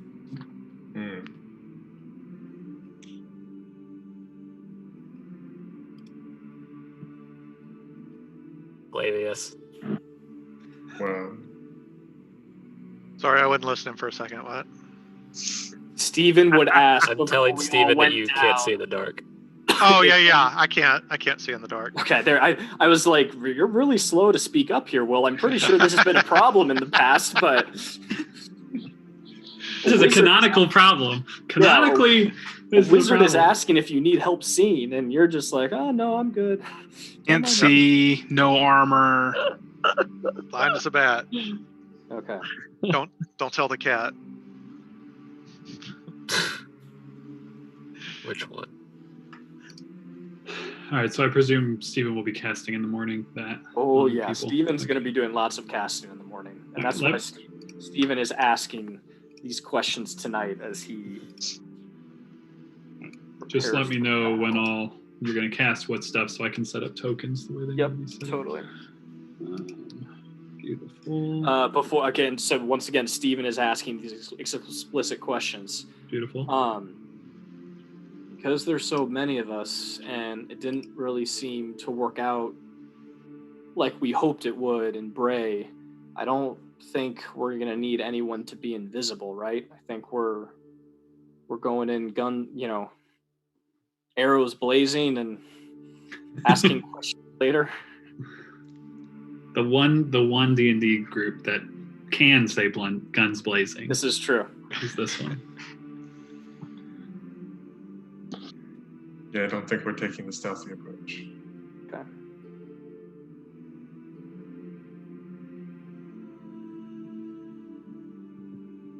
I'm trying to think if Steven would have any other specific questions. No one else.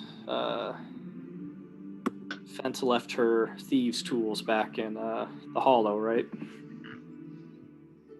No one else has thieves' tools? Do we have a burglar's pack in the bag of holding? Oh. Yeah, there is, I believe, one or two. There is one burglar's pack in the bag of holding. And I don't.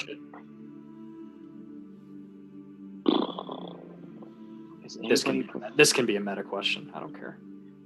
You get the idea of what Steven's trying to do. Anna is not. I was just gonna say, sure, don't you have a feat that allows your claws to just conform to any lock? It's not a thing.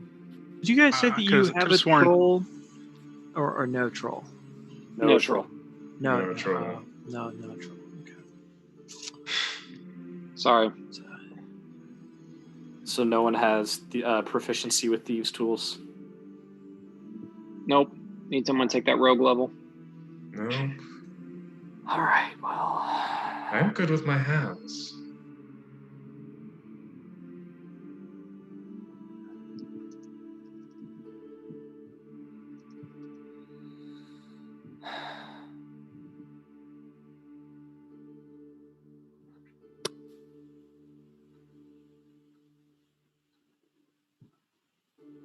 all right.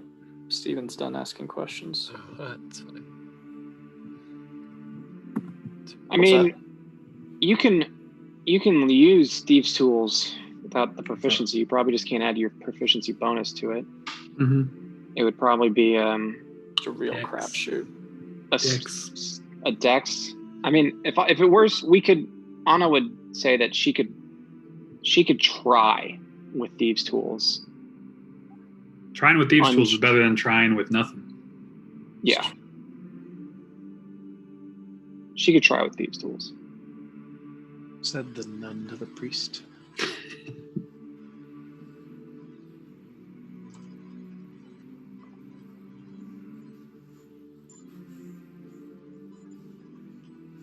Michael, can I try to craft some flashbangs for the morrow? Oh yeah, It probably would be good to have some. yeah. What are you invading the U.S. Capitol? You know, Cat Team 7, baby. we need to stop the steal. Gravy Seals, baby. Meal Team 6. Yeah. Roll. Why don't you give me?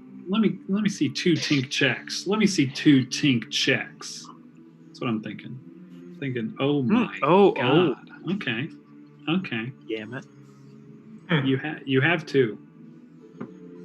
I have 2. Okay, You have 2 flashbangs that are complete. thank you. I will put that in my inventory. Put in your brain that you're gonna need to roll something. Let me just put a note here. Let me just add a fun note to my flashbang thing here. Starts with D100 percentile. All right, great. See what happens. They seem great. They seem great.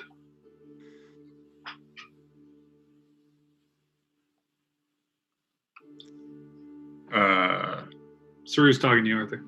Yeah. Do you want the Horn of Fury? What's the Horn of Fury? Because you wanted it so long ago. It's on. It's in And by the. that I mean I'm gonna walk up and say, "Here, do you want this?" Because I really have no use for it. I thought it'd be cool to have infinite beer, but that's really just something to tease Clavius with. So Hang on, let me But check you- my attunement stats. I think I'm getting close, but I don't think I'm over. I'm getting real close.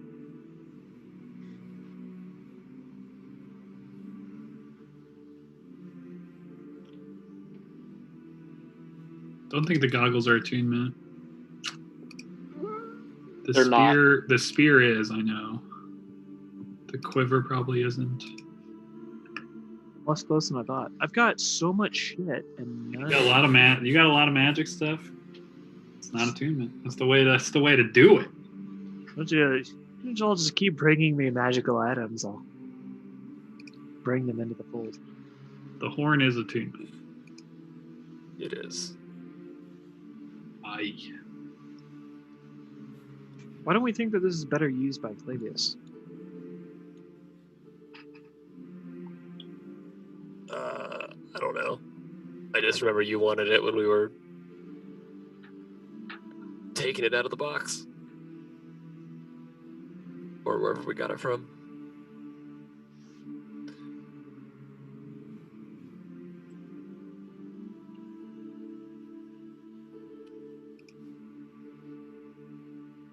Hey Clavius, do you want a horn that gives you infinite beer?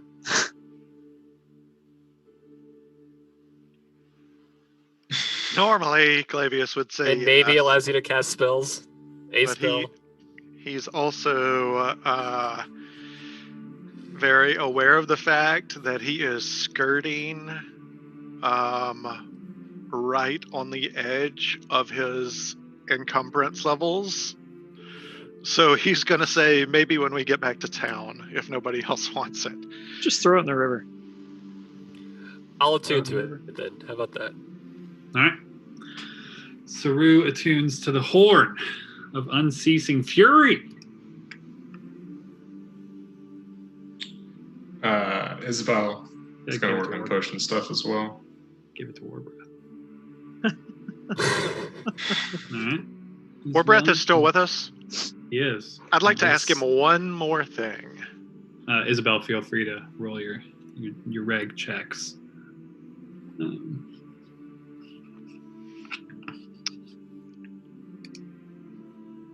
Warbreath, King Warbreath, I know that your reach extends extensively as far as the eye can see in every direction. Directly to our south, there's a tower in the middle of a lake. Have any of your scouts or hunters ever gone there and not come back?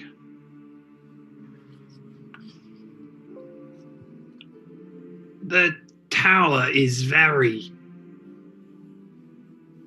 old.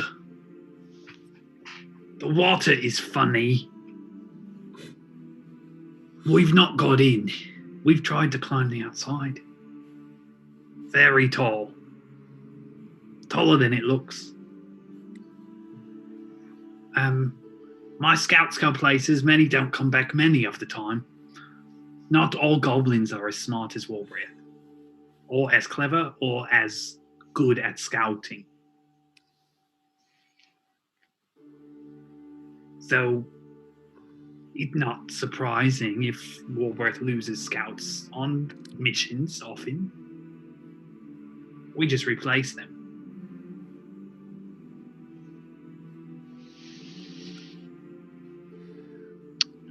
And can I do, that's all he wants. Can I do, this feels like it would have about 4 disadvantages, a history check to see if there's any similarity in the dress or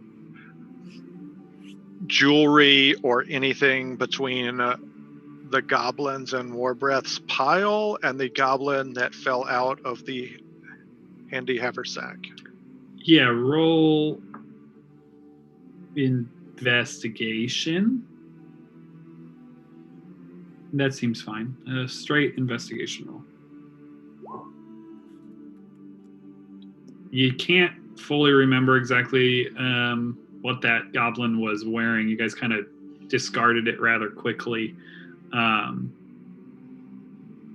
But, I mean, with what Warbreath is wearing is just kind of a piecemeal set of random collected armor over time.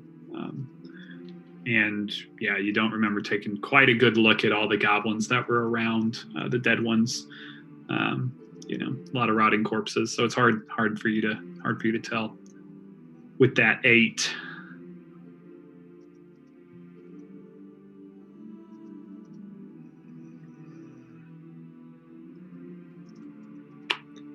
Is there anything else, my lovely adventurers? Oh, let's do it. The morning comes, and you begin on your way to the south. What would you like to do with Warbreath? Do you want me to tell you the spells? I will, yeah. That will be very good to know, yes. So, the 2 that are public are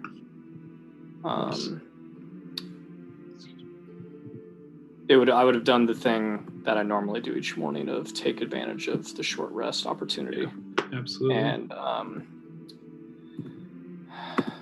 cast Dark Vision on Isabel and Clavius. Cool. And then I would have cast Thank you, Stephen. 2 spells on myself. And let me know. But I think I have your tokens set up correctly, but I'm not currently on a page with global illumination. So just please remind me to turn on your dark vision if it's not on. Beautiful. And then when we get like right, Sightline. yeah, because if I remember right, like it wasn't that. How long did we go into the cave? Before? It was not that long. Yeah, Not generally very far. like a couple 100 feet maybe, Okay. and it was then- just down like a tunnel. Okay, then yeah, when Before we get right outside, Stephen will want to do one more thing. Cool. All right, so War Breath. You taking him all the way with you, or are you kicking him free? Now, you can give him the boat. That's funny, Mr. DM. You know, he's got a whole crate to carry, guys. I mean, we already brought him this far. We might as well bring him to the actual mouth of the cave, right? And then kick him out. I mean, Sure. I would think if Let he's him do what he wants. if he stays, I mean, if he stays south of the river, he's not going to run into anybody that matters. You know, You bring him with you for now. sure. Letting him travel, because his aim is to stay next to the river. So he's gonna follow it to Woods End. That's fine. He can just stay with us. And yeah, he would actually prefer being able to cross the bridge. He would tell you because he'd rather be on that side of the river. The north side? Okay. Well, I there we go. believe. I have to look at a map, but I think so. Even if he's going to the Endwood? Woods End. Woods End? No, actually, he would stay south. Is that 40 And minutes left? then he can just go. Yeah, he would stay on your side. Now that I'm looking at the map, because if he crosses now, he will literally get stuck at Watermeet. All right. Well, you walk. You begin your journey to where you're going.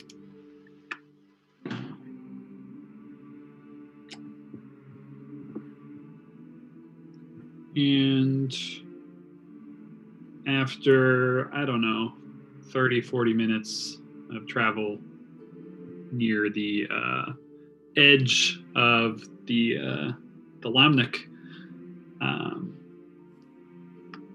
you kind of come around a small bend and you can see the bridge, which you are so very familiar. It's still a ways off. Too familiar. It's been about 3 days now down the river after, passing through Fort Stinkwater Run, encountering the trolls there, then seeing later the trolls cave that was pointed out to you. You know that you're kind of on the final approach of the Skoltade. I don't know how exactly to pronounce it. Also known as the Great Y, or the convergence of the rivers, which before that comes the bridge that you are oh so familiar, a crumbling bridge, hiding beneath it a cave entrance, likely a cave into the vast Mactala cave system. This specific cave, of course, is the cave where you first found Sara. The same cave where you heard the horrible chorus of chanting in a language you did not understand. The sun now rising in the morning.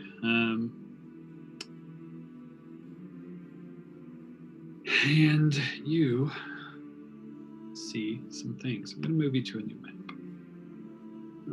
I have you in a nice little teal box that represents you're further away than where I'm putting you on the map. Scale. Scale, because I don't want to put you on a giant. I'm putting you on a giant map, Nice. but I don't want to put you on a giant map. So just keep One square your little equals token. 100 feet. Keep your little token in that box If it's not an represents algorithmic map, I don't want that it. you are far away.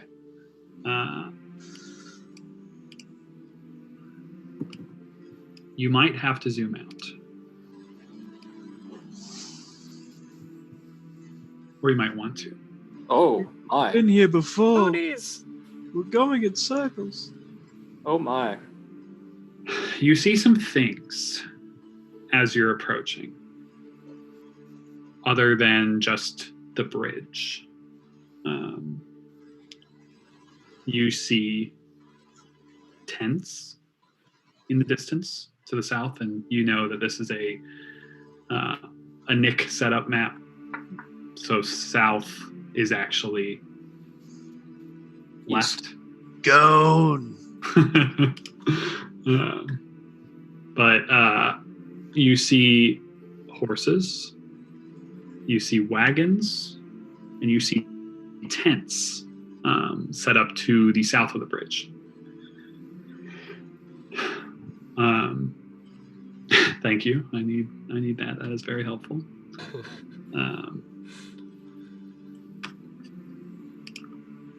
You are a good distance at this point when you can start to see these things. And you can see that there are some people milling about in the morning light. But you are fairly far, not nearly as close as what it shows on the map. Probably like 400 or 500 feet at this point, maybe 6.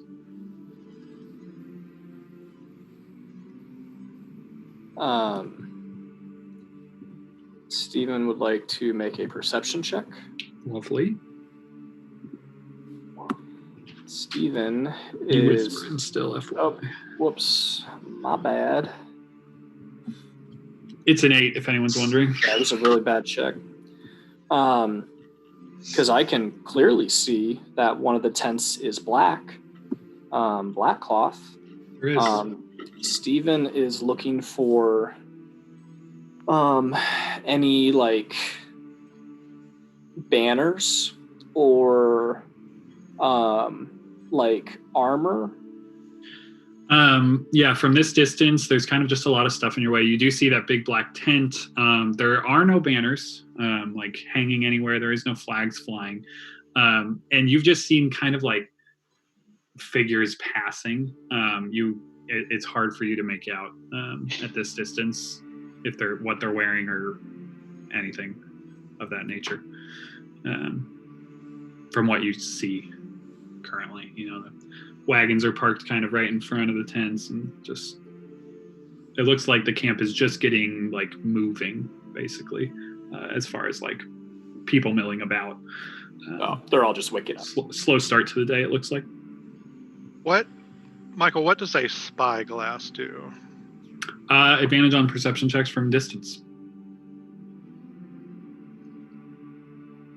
I'm gonna give that to Arthur and let him take a look. Look, it is 2021, but I'm gonna lend it to Where's all Arthur. that confidence? you have one of these? There was one given to you guys, I believe. You were given one of these at some point? Was in the sack. The handy haversack.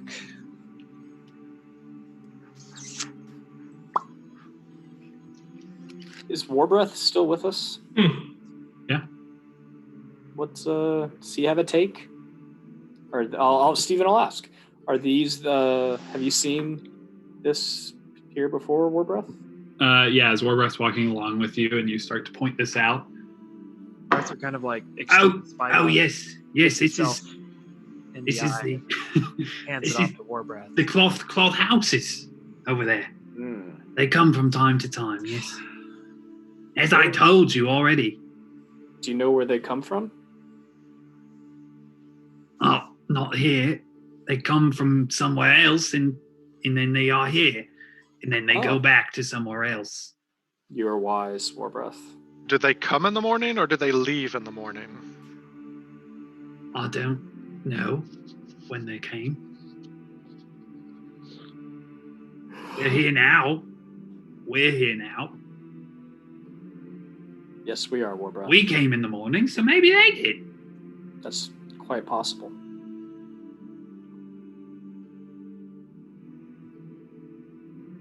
Yeah, so you all had to walk miles to, first see them, obviously. Arthur, you don't get any great glimpses of anything in particular. You see there's people milling about, but nothing specific about anyone catches your eye, watching them. In this current instance, it's kind of the same as what Steven saw. It seems like they're just kind of starting camp. Camp is starting to move about.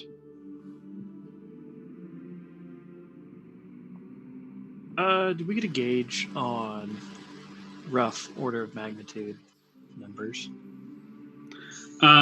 As far as you can tell right now, there's over 10 different people that you see. But you can't necessarily tell right now. There are a number of horses. There are 3 wagons that you can make out. 4 smaller tents, 2 large tents, and 1 very big tent.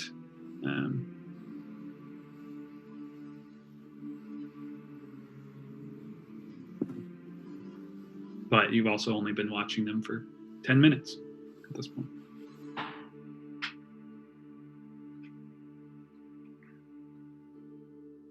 Literally every spell I've prepared is useless. Warbreath. Is it like this a lot of the time, or is it different sometimes? What do you usually see? We've been to this crossing before, but we've not seen what we're seeing before us now. Yes, it's different sometimes. As I said, sometimes there are people there are Longshanks with cloth tents. Other times, there's not. But is this more Longshanks than what you can count on your hands, or is this about what you're used to?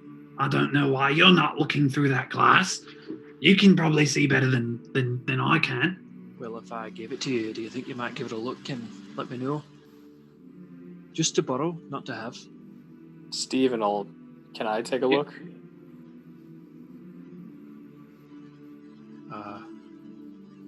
Yes.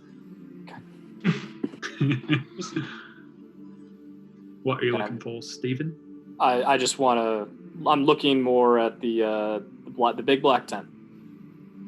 All right. Similar check as before. Beautiful. Goodness gracious. There's don't even. Not a lot of movement. There's nothing going on. Yeah, I was gonna say, don't even insult me with words when it's the exact same roll. You too, give yourself a black eye. Yeah. Beautiful filigree on the spyglass, I'm sure. Yeah, you feel like if you want to find anything more out, I mean, you'd have to take more time watching. Like, that's a $10 word. Which is fine. That's what Steven wants to do. What's the plan that they're out here, not in the cave? I would think that we would do what we might do in any of these given situations, is we take advantage of the factor of surprise and, strike by night. They're not expecting us. They don't know our numbers. We don't know their numbers, but we do know where they are, and we can build a plan accordingly. Whether we want to find out more about them or whether we want to slaughter them where they stand, we'll know more by getting more information. Oh my gosh, I'm so pissed about this, Michael. It's such bullshit. But so do we want to go talk to them? The last time we talked to strangers with horses, they tried to kill us. It's at least a decent chance they would do the same. They wanted to kill us because they saw Steven and Isabel. So what if someone like me walked up and talked to them? And then maybe you guys could hide behind trees and set up an ambush spot. Do you think they don't know that a big talking cat is with Steven and Isabel? Sir? Didn't we kill all of them? Yes, but they knew our group. Yeah, they knew you were part of the. I would think they know our group. There is one mighty warrior here that they don't know is a part of our group. We all turn to Warbreath. Oh, I thought he was talking about Sarah. He like looks around. Do the Longshanks like goblins? Or do they You're the not first like Longshanks that have liked goblins.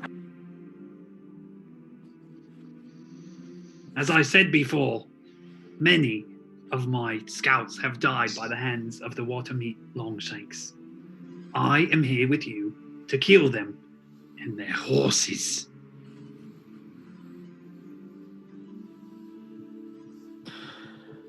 Michael, can you? I can go kill them if you would like me to. Do you think you could goad a couple of them to come? Goad and kill them? Yes, I could. Do you think you could get a couple of them to chase you back to us? That's what I was gonna do. I could they chase me with bows. They can chase from very far away. Even if we're able to get a couple of them to chase him back towards us, it would only draw the rest of them out. We've got to find a better plan than that.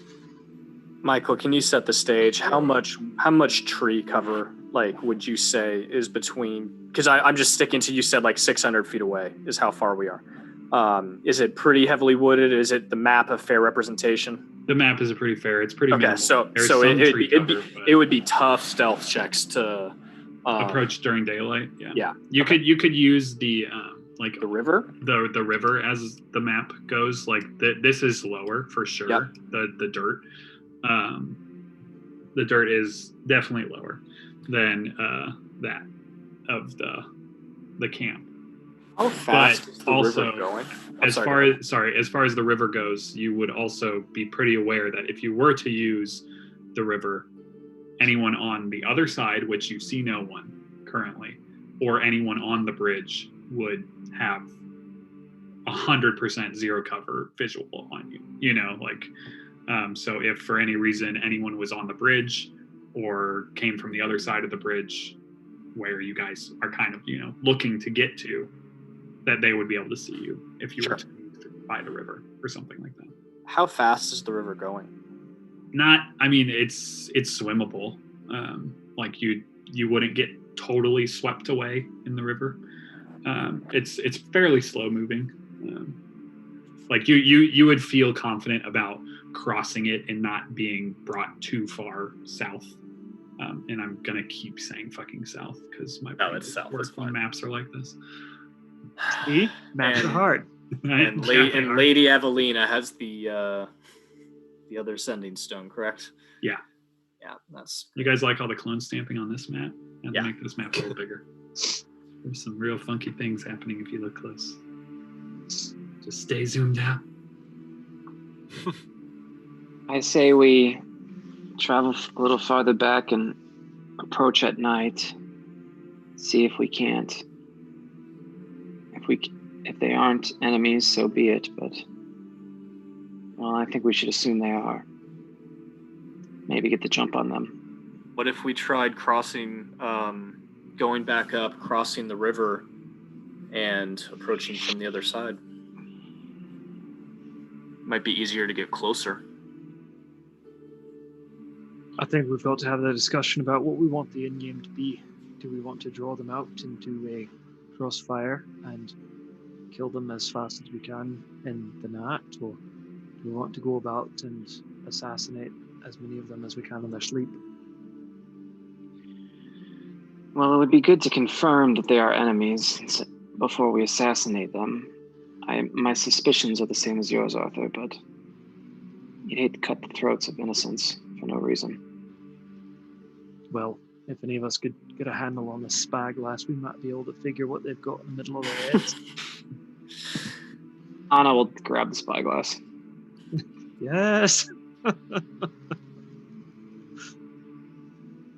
Oh my god! Wow.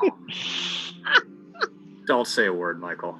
Because it's all happening at the same time, you feel like there's just not a lot to be found out right now. Yeah. I'm just like, The dice have made it clear. What a piece of rubbish. feel like you're gonna have to spend more time looking at these people if you want to learn anything.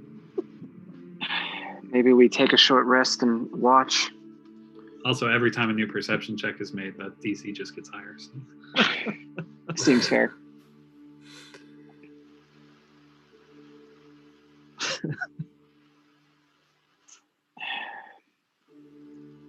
And It's a plan. Let's sit here and watch for a little while. You know, it's morning. Maybe they will pack up and move out. Like it feels like we're a pretty safe distance, I would say, right? Yeah, like, you feel so safe unless there's no reason to leave right this moment. So I'd say, yeah, at least commit the short rest, which is good for Steven, as far as getting some more of those spells back. And we can someone can just have their eye glued to the spyglass and they'll either see something or lose an eye, you know, one of the two.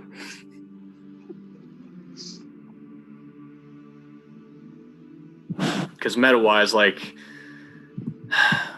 I'm open to the idea of, like, Steven, or if anyone else wants to, like, trying to swim and getting closer, but it won't gain us much. Because I don't have invisibility prepared, so. There's also a guy on the bridge, too. Yeah, well, yeah, exactly, so. How long do you guys plan to watch? At least an hour, right? And learn until Yeah, until something really notable happens. Yeah, we're in no rush. We're in Yeah. exploratory discovery phase right now. And then, Steven, did you already arcane recovery today? So that's once per day. Well, that's a bummer. And yeah, I did. So who cares? Yeah, so Can I just go back and meditate some more?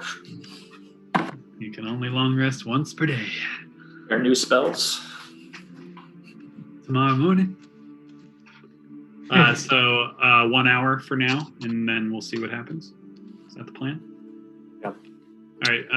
1 hour passes, and I'll take one perception check with advantage from whoever you want to do it. Nick, yours is the highest, right? Yeah, I'm I think maybe. Why don't you let me do it? I haven't done it yet. I'm +4. Okay, here we go. I'll give guidance as well. Oh yeah. Oh, there you go. So advantage and guidance. So we're putting way too much faith in That me. was the wrong die. It's a It's a good roll. decent guardian die roll. You said with advantage? With advantage, yeah. Because you have help and you also have the spyglass. Oh my god, 11. Yeah. Amazing. 11. Hey, it's a 13. 13. So, But that really made a difference on that DC. the only thing, Xerxes, you notice is you seem to see there are a decent amount of people. Your count after kind of watching for a little while is upwards of 20 or so is what you make out. 20 at least different people, all appear human-ish. I mean, maybe a couple dwarves, mostly human is what you see. There could be half elves spliced in there. It's hard to tell. And it looks like they're just generally kind of like sitting around for this, hour early in the day. Some of them come out. You watch some, walk over to the tree, take a leak. They just seem to be wearing regular clothes. Like you don't see very much armor. You don't think that most of them are that dressed, it seems, at this point, as far as like dressed for travel, dressed for anything. They seem fairly comfortable. Like they've been doing this for at least a few days. And that's kind of what you pick up. There just doesn't seem to be a lot going on, at least right now. And that's after 1 hour later. No identifying, symbols. Yeah, you don't Something pick like up that. anything identifying. You try to get a look at some of their foreheads, just like from when you get like a perfect shot of them or whatever, and you don't think you see anything. A lot of them maybe have something covering the top part of their head, or they're all kind of dirty generally. So it's just kind of hard for you to tell. You can't. I can't help you that much with your guys' 11s. 13. Sorry, apologies. We're not helping ourselves. Can I borrow that spyglass? I think it's You going to might be a want to wipe DC it off 30. first. Break it, Do what? shatter it. So you may want to wipe it off first. I almost took clairvoyance That's this level fine. too. Michael, how far can I move? You can move as far as you want. What do you mean? Can I try to sneak up here? Physically to that spot? Sure. Because right now, when you guys are in that box, I'm saying you're a good 600 feet away. Oh, I see. But you could. I mean, that's just up to you. You can try to do whatever your guys' hearts desire. Also, it's So only Rick- been 1 hour, so if you guys want to spend more time looking, you can. Saru, it would be good to get information about them, and I know you can travel in quick bursts of speed if you need to.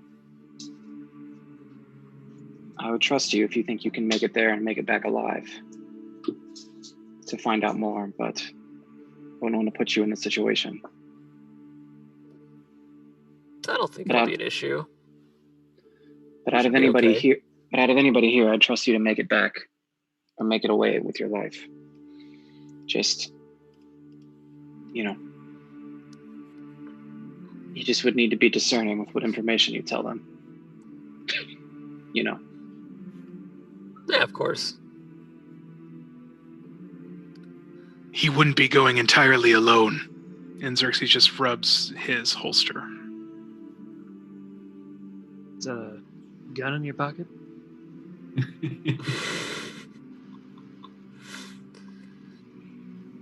I mean, I was just gonna try to sneak up there and see if I could get a better view. Well, why don't you But do I that mean, first? I'm still on board for the whole, walk up and see. Why don't you what's see up. if you can get a better view first? Hopefully that could give us an answer. That black tent has me twitchy. You want someone to go with you? Do you have a vial for that? I do have a vial. I can, if you wanted somebody to sneak with you, I could boost my sneak and go. Oh with no, you. no, I meant for your twitchiness. Oh. I think the vials are what makes me twitchy. Probably. I mean, that's up to you. I don't care. I don't mind going it on my own. I think it won't be too bad. But If we want to wait until the cover of Nat and my cat, and I can sneak well within their camp and bring back any sort of reconnaissance we might hope to gain. We're quite apt, but doing it in broad daylight's no advisable thing. Well, maybe let's Saru see if he can get closer first and see anything. Now that we've wiped off the spyglass. Has a bit of my eyeliner on it still. This is our last resort, Saru.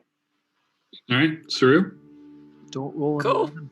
you're heading southerly, westerly, I am, yeah. because it's now kind of everything is west. So yeah, that's fun. kind of along the beach, but also using the trees as cover from the bridge. all right, roll Kinda a see. stealth check I don't know first. how far I'd go. I'd probably go like there. Right then.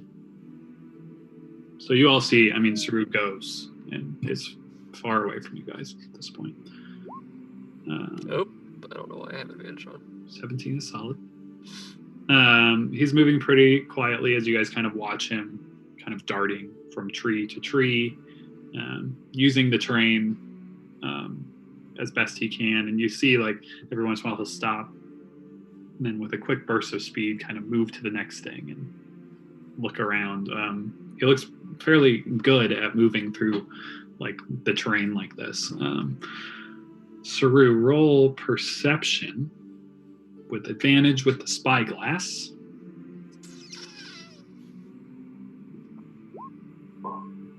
Oh, finally. 22. There we go. You take a few minutes to kind of like really take in the camp. And you get what you believe is a pretty accurate count as far as like people coming in and out of tents and moving around of what you think is 22 figures, all different humanoids,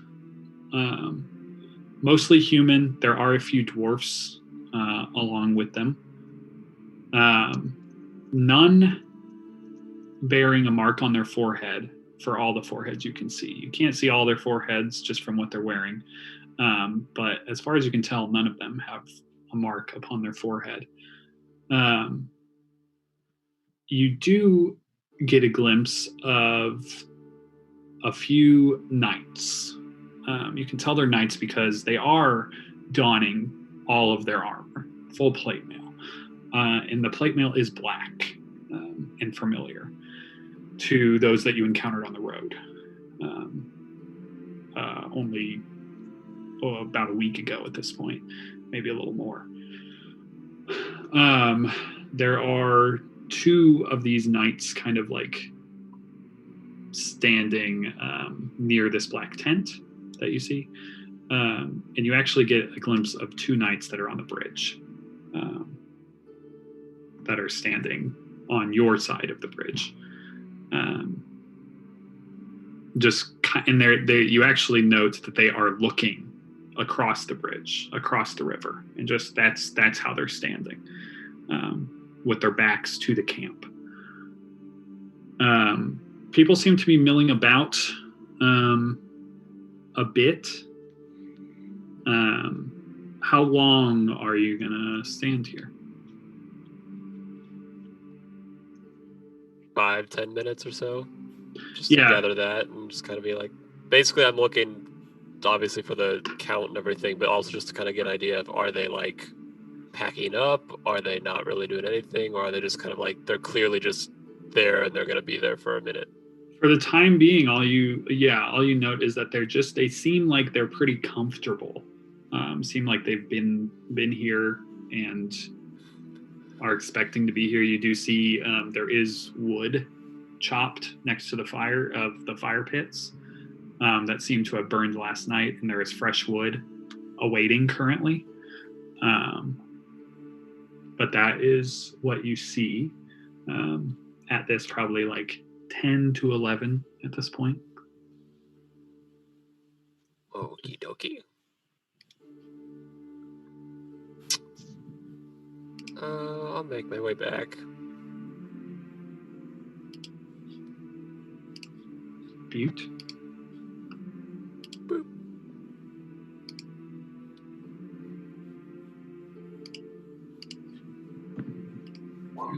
There's today's Cal.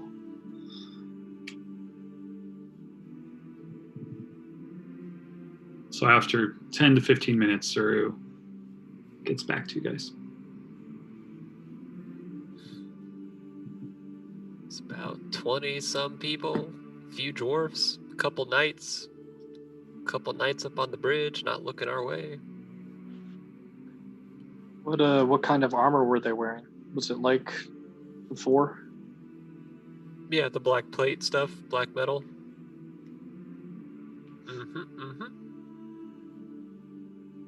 I didn't see any symbols on anyone's forehead. Well, we They know don't look like they're dwarves. leaving anytime soon.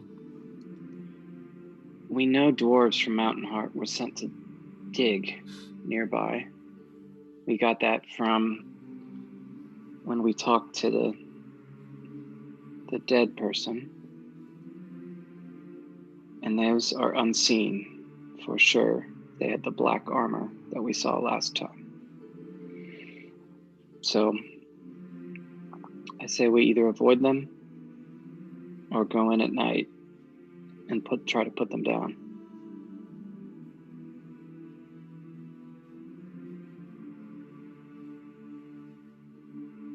I, for one, have no problem going toe-to-toe with the unseen.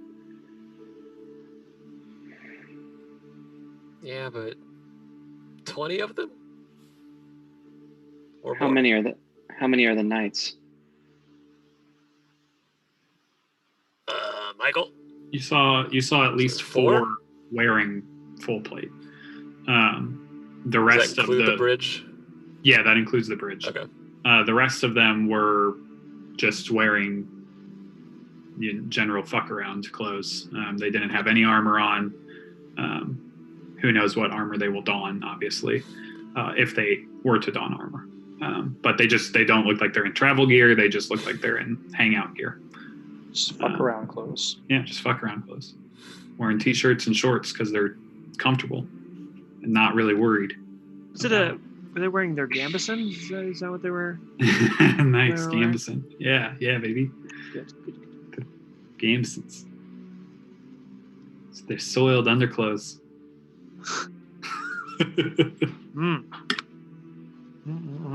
There's some imagery for you.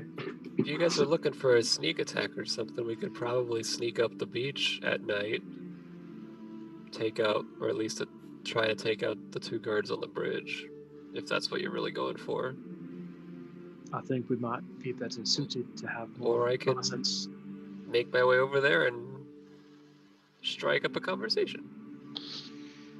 Well, you know what would be awesome is if a couple of trolls ran into that camp.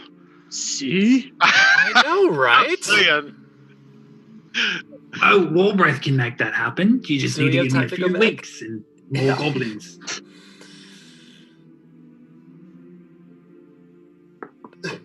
This problem isn't one that's going to go away. These are likely the reinforcements that they mentioned on the road. They're after Stephen and Isabel. And even if we manage to sneak past them, we're going to make so much noise in the cave. The last thing I want is to be ambushed from behind while fighting other things. We have to take a stand here and now. And I, for one, am afraid of no warrior, human, dwarf, or otherwise. We know you grow wings and all of a sudden you're them. I mean, there's still nothing that says they don't come out of the cave when we start fighting these guys too. Granted, we have more space out here, but... And we retreat. But if they come from behind us in the cave... That's true.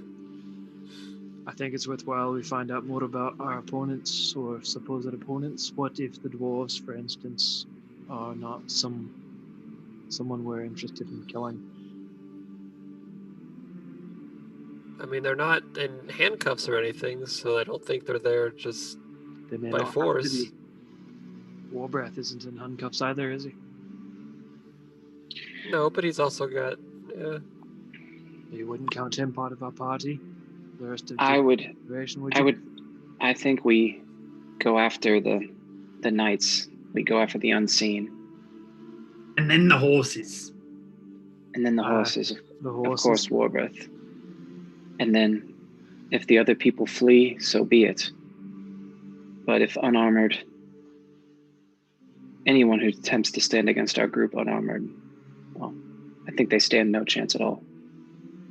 And I think we might not stand much of a chance either if we don't have more reconnaissance about the area. We don't know how much more might pour out of that cave. We need to know what's going on here. We've just got the simple observations of what the cat saw through the glass.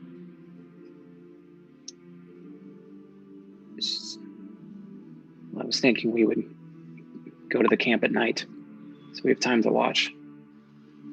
Aye, and listen. All right, so you guys want some more hours to tick off? More watching? Seems so. All of them. Beaut.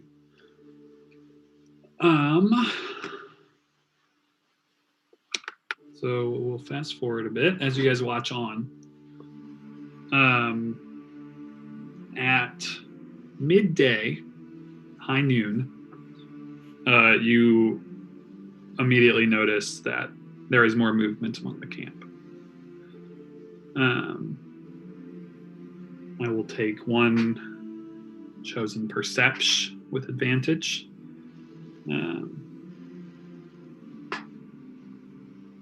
From whoever wants to send it. Arthur or Xerxes, whoever's got the best. both +5. I was gonna say Saru. He was the only one that could break the curse. He did. I don't care that he's only +4. And he doubled the 11.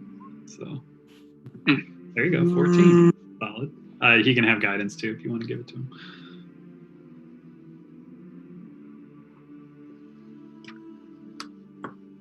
Isabel doesn't want to give it to him. There you go. Roll a D4 off. He did. All right, 16. So as you guys kind of notice and like urge Saru to like kind of like look on through the looking glass, there seems to be one individual that you haven't previously seen. Saru, you don't recognize this person, and you're pretty sure you would have because this person is at least a foot taller than anyone else you see. Standing probably 6'9" to 7 feet tall, you would expect. Big fucking guy. Wearing dark robes. And he seems to be like the group of the rest of the people seem to be kind of gathering around this person, Saru. You get a good look at his face as he's kind of like talking, and you can tell he's kind of like elevating his voice so that all the people nearby can hear. And like from where you guys are, you just kind of like faintly can like make out that something's happening. And he's like pointing and talking. He has close cropped hair, a pretty heavily scarred and like battle worn face. He's probably in his mid 50s, if you were to guess. He's pretty distinctive looking, but it's hard to, describe. I mean, it's just this big, square-jawed dude, and he's kind of conversing with the group of people, and he points a few times. And that's kind of what you can see through the looking glass. Can you see what color his hair is? Guys, What's that? they've got a Can you see what color his hair is? Yeah, it's like dark brownish, Okay. maybe black, hard to tell. That's what he can see.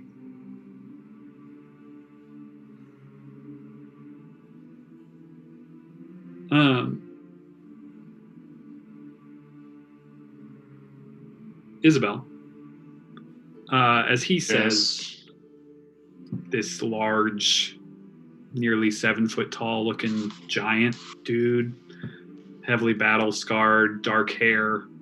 There is one person that just kind of like pops into your brain, which is someone that you are quite familiar with.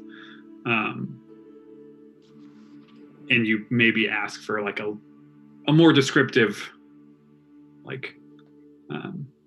so that you know if this is the person that is ringing a bell in your mind or not. It sounds a lot like Melkor, a veteran of the Primordial Incursion and someone that you have encountered before as someone who was part of the Unseen Battalion. Is the only man that fits that description in your mind. Isabel's gonna ask for the spyglass. Drew smashes it on the ground. and ask Saru to point out what part of the camp the man is in. He's a super tall guy. Yeah, after a That moment, way. you're able to kind of lock the spyglass You on him. can't miss him.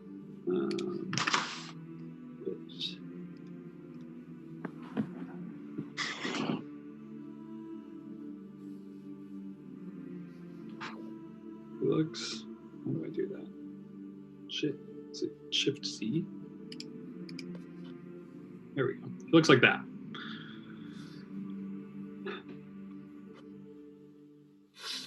All right. And you recognize him as Melkor.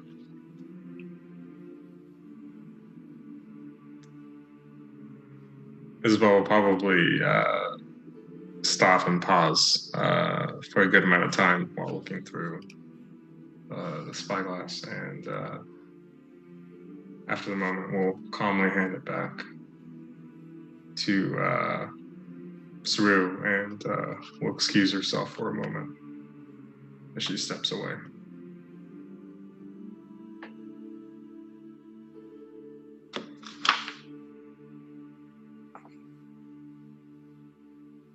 Are we going to be waiting here all day? It's very boring. I can't believe I'm saying this, but I actually agree with him.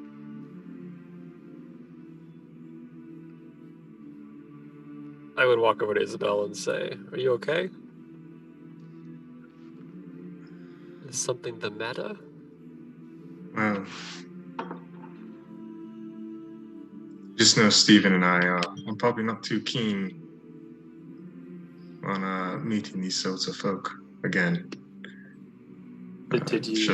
Is it the captain? Is it him? No, it's not the captain.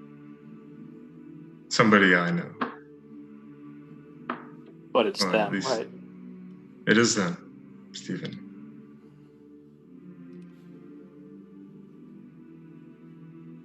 Should we be worried about this person, you know? Yes, we should. A rather cruel person. And I don't know.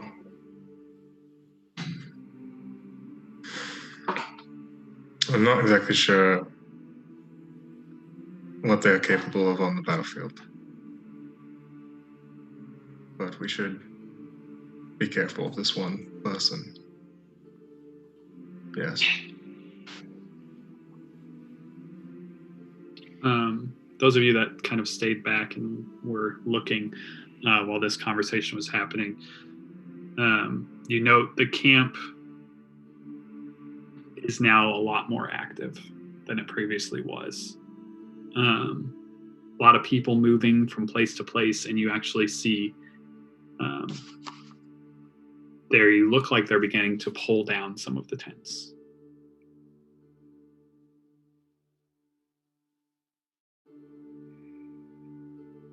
That's kind of what you get right now. But there's a lot more people moving. It doesn't look like anyone is staying within the tents at this point, and they seem to be beginning to take down some of the tents. Encouraging. If they leave and go a different direction, we let them go. If they start to head north, we hide in the woods and start shooting unseen. You mean west, right? West or west? If they head west, Or towards us. yeah. I mean, there's west, and west. And west, yeah. You'll notice, If they those of you still watching, that this large looming figure does walk across the bridge after people start doing things, and will disappear on the other side, like underneath the bridge. Like it wouldn't be an outrageous thought. He specifically goes underneath the bridge. Yeah, I mean you can see him go onto the banks on that side and vanish. What was the name of the leader of this Chaos Legion? Lord Valmer. Valmer.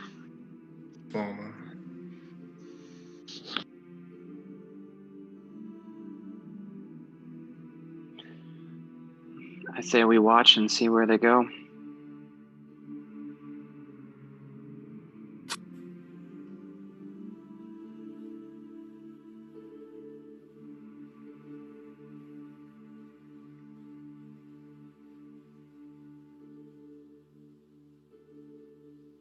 Anybody else? There's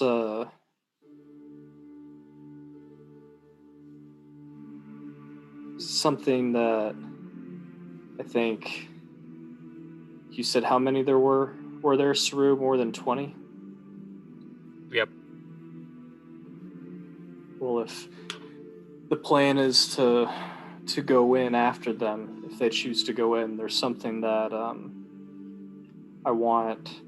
I feel I need. I couldn't live with myself if anyone was hurt because of me at this point. And so y'all deserve the right to know why they're coming after me, at least for Isabel. I cannot speak specifically, but considering there's way more in their number than we might be able to handle. And he'll like, shoot, hang on. My document froze.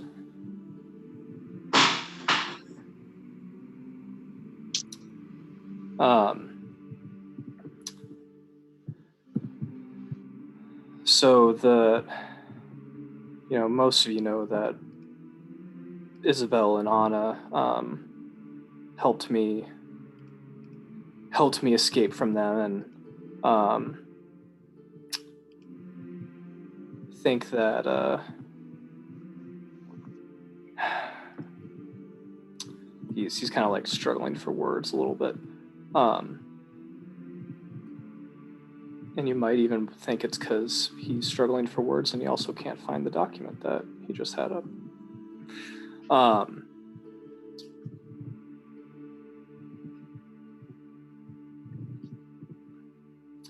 So they're after me because it's more, there's more to it than the fact that I can just do magic. It's kind of like hard to explain with words. So, and he'll like turn to Arthur and he'll say like, Arthur, let me just show you. Go ahead, like try and, since we're just sitting here, try and shoot me with an arrow.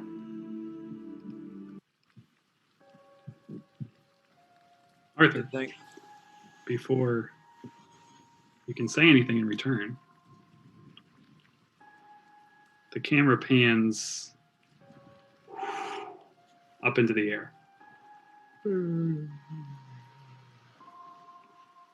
Zooming upward into the sky, then kind of focusing on the sun above, where it kind of zooms in and the light of the sky kind of takes over our vision.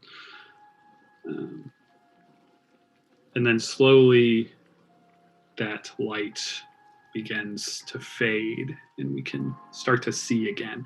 And what we see is this burning fire. Logs in a stone hearth. We slowly zoom out and we see that this hearth is in a large chamber with warm wood paneled walls. In the center, there's an oversized table with chairs, seats for 8, and the room center surrounded by portraits of men in uniforms on the wall. The only door to the room then swings open and figures start filing in, each taking what appears to be a very specific place around the table. The only noise they make are their boots along the stone and the chairs scraping against the floor as they're pulled out, with the exception of an older-looking dwarf. We see that all the figures are men. Their manner of dress is varied. Some wear worn traveling clothes. 1 or 2 appear to be in military uniforms. And the dwarf is in elaborate-looking robes. But one thing that is the same for all of them is a black velvet cape draped across their shoulders. 7 men stand by 8 chairs, and for a brief moment there is silence. The silence is broken by the door opening again and the familiar figure entering the room. This dark hair and beard are matched by what can only be described as an expression of utter disdain worn on his face. In addition to the black velvet cape across his right shoulder, he also wears an elaborate silver brooch, the mark of an accomplished war captain during the primordial incursion. At his gesture, they all take their seats. Mandos, what is the latest report? The man to the captain's immediate right speaks. It's not good, Captain Silvius. We don't know for certain, but I'm afraid that this group might represent little more than half of those that are left. Ernfraith and his bastards acted quicker than we ever anticipated. They slaughtered everyone at the docks. And we have yet to hear from the Treasury, but at this point I'm afraid that any of our men there were either turned or killed. Captain Silvius stares, letting the weight of his words fill the room before speaking again. I want each and every one of us to remember this moment. We were complacent. We were lazy. Everyone in this room holds responsibility for this catastrophe, including myself. But the bastards have made one colossal mistake. He pauses, looking at each of the men in the eye. Those fools didn't get us all. We're still here, and as long as I have breath, I won't rest until we retake what is ours. Those seated at the table pound their fists against the wooden top. We'll need to do what we do best for a while, and be unseen. A few chortles around the room. The captain even allows himself a wry smile at his joke.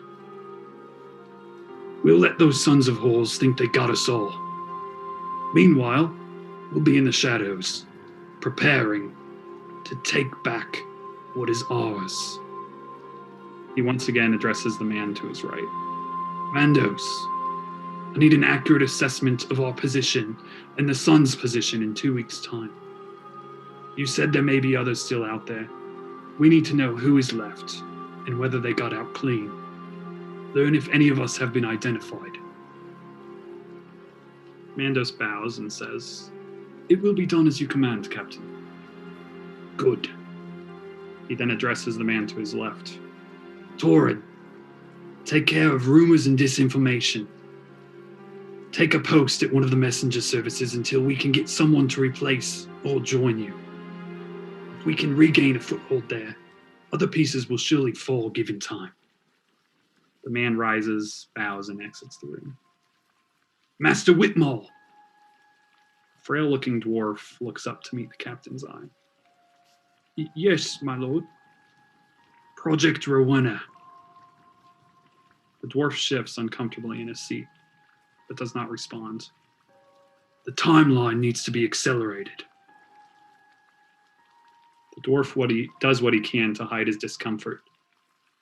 My lord, are you sure that's wise? We've only just survived here, and all the more reason it needs to be accelerated, Master Whitmore. Have you not been paying attention? We need to be ready to strike at a moment's notice. And what better way to do so than with a weapon that has never been seen before? A weapon within our complete control. I understand the value of the project, my lord.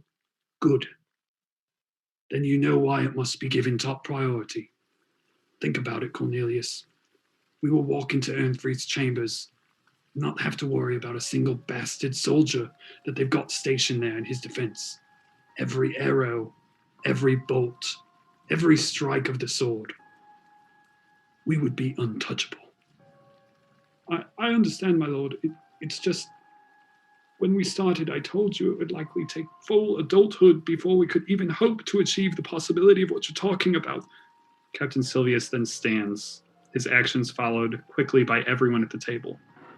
Master Whitmore, you have 6 months to get Project Rowena to its final phase.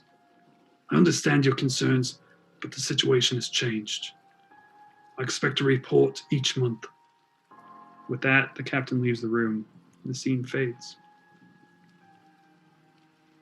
We open once more in the same hearth, though this time the logs are absent. No warm fire greets us. As our view creeps out, like the last time, we see figures around the same large table. However, the number of the figures in the room has increased. Each wall is now lined with chairs around the outer ring of the room, and at least 20 are seated at the table, listening to the speaker, who we can't yet make out. This time, each figure's dress is exactly alike. Black tunics with elaborate cloaks and fasteners, the same velvet cape draped across their shoulders. Dark hoods sit loosely on all but two of the figures, with a black mask of a blank expression obscuring all their identities. The camera pans to find the speaker, currently in mid-sentence. And we've just gotten word from Fort Phoenix. They report the infiltration is progressing on schedule. Good, that's encouraging news, says the captain, seated again at the head of the table, one of the two figures not donning mask and hood. We note his hair is a dash lighter, and that the last we saw, the distinct wrinkles starting to show themselves at the corners of his eyes. Send word to keep us updated, and remind them that the priority at the moment is still information. Control of the fort is of no concern. Once we restore things here, the Sentinels will gladly align with us when they see how weak their position is. But until then, we must be kept in the loop about the wall. Nothing we do can jeopardize that. Make sure it is understood. The masked figure nods and takes his seat. The captain continues. Master Whitmore, we'll have your report next. Please give the group an update on your progress with the weapon. Cornelius, the same frail dwarf from before, the only other figure in the room not wearing the dark adornments as the rest, rises slowly and clears his throat. My lord, unfortunately, there is no news to report on Project Rowena. As we previously discussed, I've not seen any evidence of the boy. The weapon, interjects Captain Silvius. An uncomfortable silence hangs in the air for a few moments. Many of the other men shift in their seats. You were instructed to bring a report to this meeting on when we can expect to be ready to move Project Rowena into its final phase. We've had 6 months to get the weapon up to speed, not to mention 7 years before. What do you have to show for it? My lord, it's as I said, I don't think the weapon is capable of accomplishing what you're asking of it. There's no doubt it'll be of great aid in our restoration efforts, but I've seen nothing to suggest it can do what you're hoping. Captain Silvius quickly rises. All of you out! The rest of the officers around the table quickly rise and start exiting the room, leaving Cornelius standing at the table alone, as the fuming captain begins to pace. I've given you years, Whitmore. I've funneled money, time, and most importantly, patience. And early on, you assured me that the more you familiarized yourself with it, the arcane arts, it would be a matter of time before its true abilities naturally came to the surface. I believed you. But we're running out of time. You have the audacity to tell me that it's no longer possible in front of all of my men. I told you from the beginning, my lord, that what you described is something I've never heard of. This sort of power doesn't exist in any caster I've ever known. And I haven't seen anything to indicate that the boy would be an exception. I know what I saw. He can manipulate time. I saw him do it to save his mother years ago. We were chasing a party of orcs and caught up with them as they attacked a group of refugees. Some beast shot his mother with an arrow. She dropped. The boy starts screaming, and all of a sudden, she's up and holding him again. No mark upon her at all. The beast was back where he started, arrow still on his bow. Yes, I know the story, sir. You've told me many times. If that's something the boy... Weapon! The weapon can do, it may be beyond my skill to discover or produce from him, especially in such a condensed amount of time. Captain Sylvius stares at Cornelius for a few moments, frustration and anger just radiating out of him. Well, it seems I need to take a much more active hand in the development process then, don't I? Bring it to me the day after tomorrow. I have some ideas of where we can begin.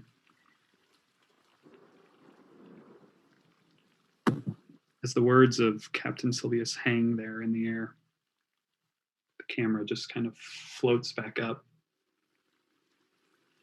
We see the sun just kind of radiating down on a group of adventurers kind of standing there.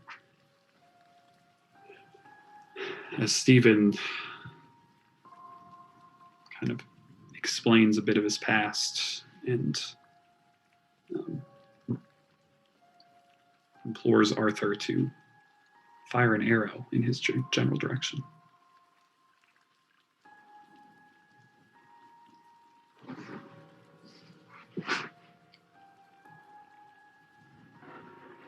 Come on, Arthur. You know you want to. I promise you won't be able to hurt me.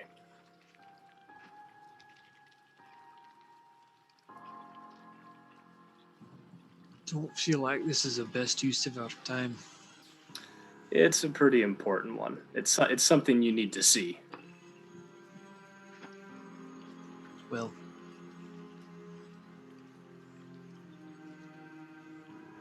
I'll go for your left bicep then. Oh, good. The bigger one. I like that.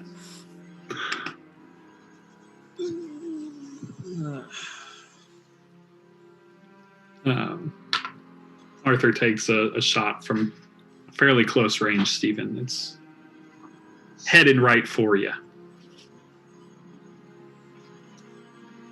Do you want to do it, Michael? Or you want me to? I think it's time for you. Okay. So Stephen will put up his. Okay, Moose, what is your deal, buddy? Stephen will put up his moose. Yeah, put up a moose. Just Put that moose away. Produce moose. My favorite cantrip. Stephen will put up his hand, and the arrow will freeze, and all of a sudden, it will move backwards as you all can just stare at it. And Arthur, next thing you know is it is back in your arrow, or back on your bow, exactly from where you started. Yeah, almost as if you had never fired it in the first place. It's a very strange sensation that overcomes you, Arthur, as you're sure that you have just fired it. And then it's there in your bow, and you did not reload the arrow. You did not. It's just back there, and everyone else kind of saw this weird shift of arcane energy kind of around the arrow, and just like that area just like went back in time, and like there was a strange shift around Arthur as well.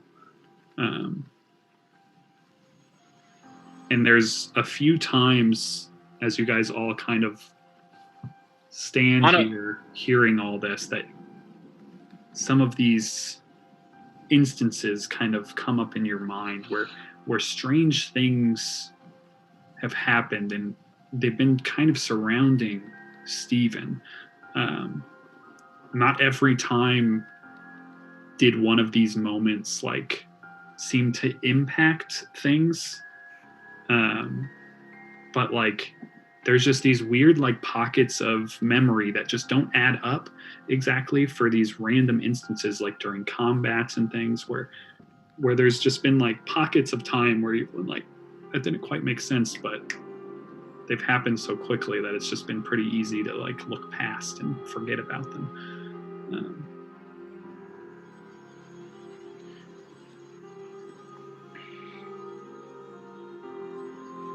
It's something that I was just born with. I don't really understand it completely myself, but it's why they're after me. And if obviously we didn't know they would be here, but if we're gonna go in there, it felt like it was past time. Y'all deserve to know, but now Go on, shoot him already. Says Warbreath, Is interrupting. this something that you can do at will to any and all those you deem might harm you? I try. It's not something that I've mastered yet. That's why I was a prisoner for the last few years, because the unseen were trying to get me to master it, and there are some things I can do pretty well. But yeah. There's your in-character answer. So you're not the end, you're a means. What do they want to use you for? I'm sure. I thought it was just control of the city.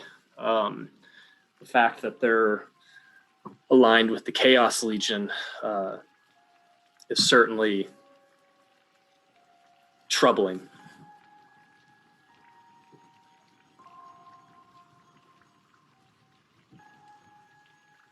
And Stephen would. Yeah, those of you that. Oh, sorry. Those of you that have been in Briarwood post burning, as all of you have spent some time there or another, like fairly soon after the burning, after things began to be established, the unseen, this group kind of was the majority leader in Briarwood. They were fairly quickly overthrown by the Sons of Briarwood and Lord Ernfrith Briar, who you have been sent on this charter by, because he is a Briar, which was the rulers of Briarwood before. They were thought to be all dead. There was basically a storming of the capital, and they took it back. They stopped the steal. So They did it. Wow. Anna would look to Stephen and say, I think you saved me from putting an arrow into Saru before. So I thank you. It was a bad shot that ended up back in my hand somehow, so I appreciate it. And I'm sure Saru does too. Yeah, I apologize if you feel hurt that I haven't shared, but I also know that, up until this moment, your ignorance was your safety. That if you didn't know, that would make you less of a enticing option to the unseen, and I wanted to spare that for you. But if we're going to encounter them again, you deserve to know the truth. Would your abilities spare the life of Sagaran? No. In meta-wise, I was 5 feet away, and I really regretted it.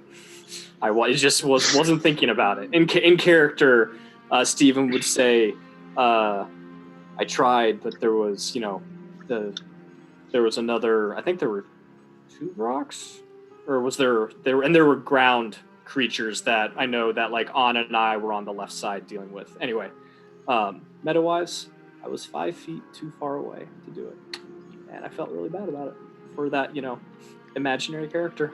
Also, he fell out of the sky too. There was just a lot of badness. Yeah, Michael and I never legislated that. In theory, I could have helped with his fall damage, but it was a gray area. Anyway, Stephen would say, I tried and was too far to be able to save him. And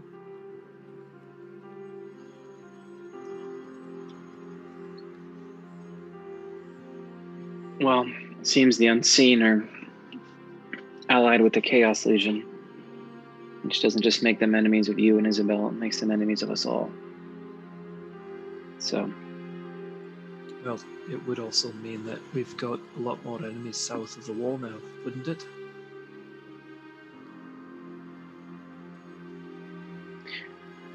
that Yeah, they've always. completing our mission towards which we set off not so long ago is now deadly towards all of us who've allied ourselves towards with Stephen. Well, there may be a that's price- a. Sorry, go ahead. there may be a price upon all of our heads, and that while our mission at hand has been in doubt of late, that I don't know of any one of us who would see the original mission through. Well, that may be a conversation for a later date. There may be ways that I simply could be lost to the wilderness if there are those who wish to return to Briarwood, but that distracts from the present issue at hand of the Legion and the Unseen just right here. I don't know of any powerful organization that would even allow the knowledge of you to get out. I think that knowledge would be implication enough to cause our termination.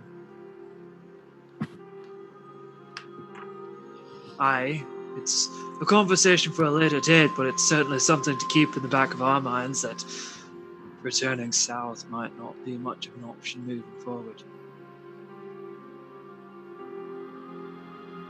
Good thing the only direction on the map is west.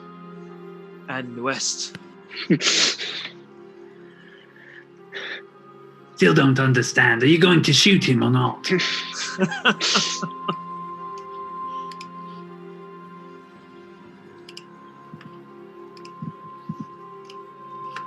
Well,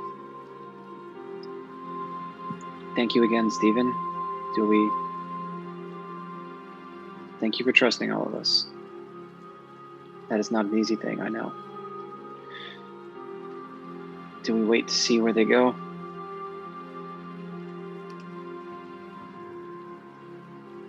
I think so. If Melrock went in the cave, we either see if they all follow him or try and cross the bridge or something.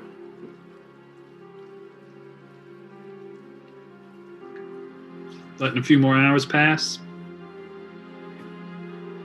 Yes.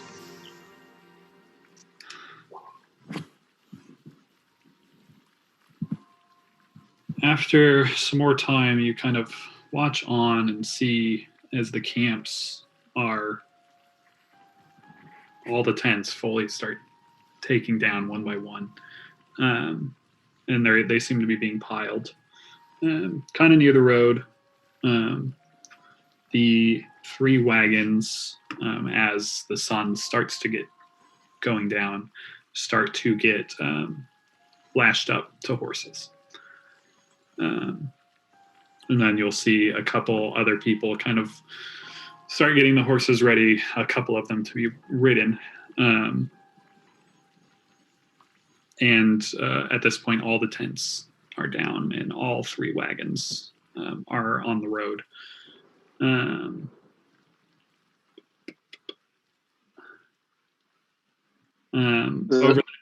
What's that? Does it look like they're facing a direction? Yeah, so they are upon this road facing west. No, they are upon the road facing the southern direction. Did Melrock ever come out of the cave? Melkor has not yet. Sorry. You're good. Names, fantasy names. There's a lot of them, and they're all hard. You notice that there are a lot of people moving from to and fro, and everyone's much more dressed than they were earlier in the day. They are wearing armor and traveling wear. And the guards that were upon the bridge have shifted out shifts a few times over the course of the day. And as the sun sets, you'll note that they start putting out the fires, the campfires get started putting out, and people start lighting torches, and there are many torches just being carried. And the two men that just got on horses that are not lashed to any of the wagons start trotting off to the south, seemingly ahead of everyone else that could be going that direction. And as the sun finally gets fully down, and darkness kind of covers the area, you start to see firelight on the other side of the bridge. Torches just slowly appearing on the north end of the bridge. First there's 2, then there's 4, then there's 6, 8, 10, 12. All these fire, 2 by 2, these torches start coming out. And there is a low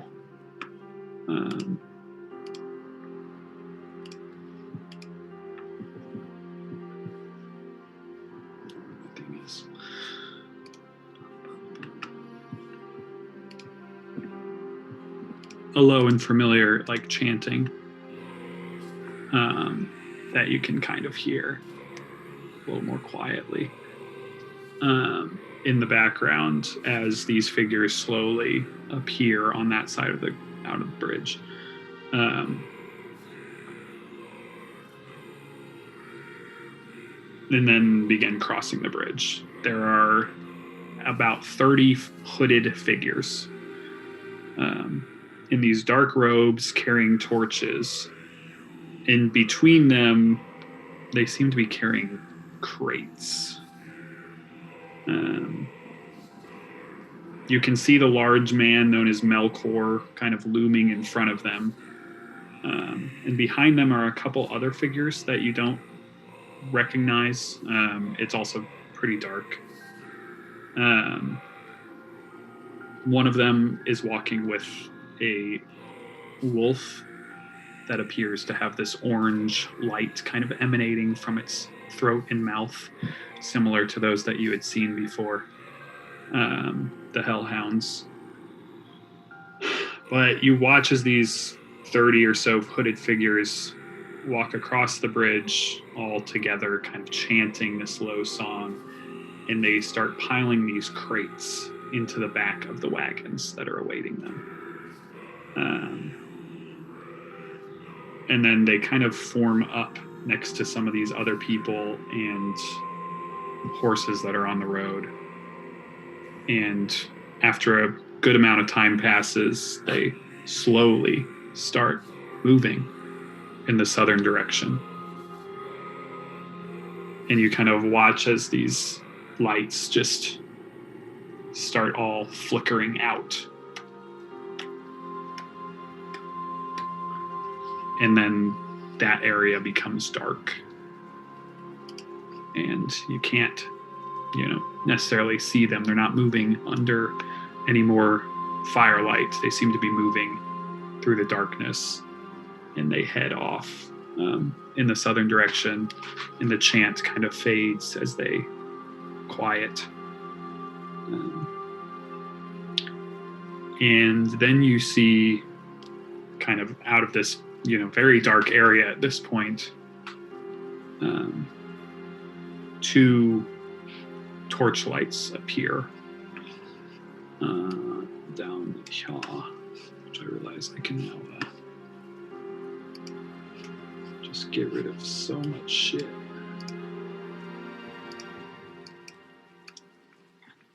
Moving so much stuff to the GM layer.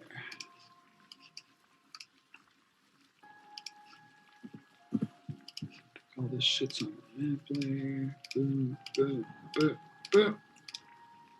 GM layer. GM layer. GM layer. I wish there was an easier way to do this.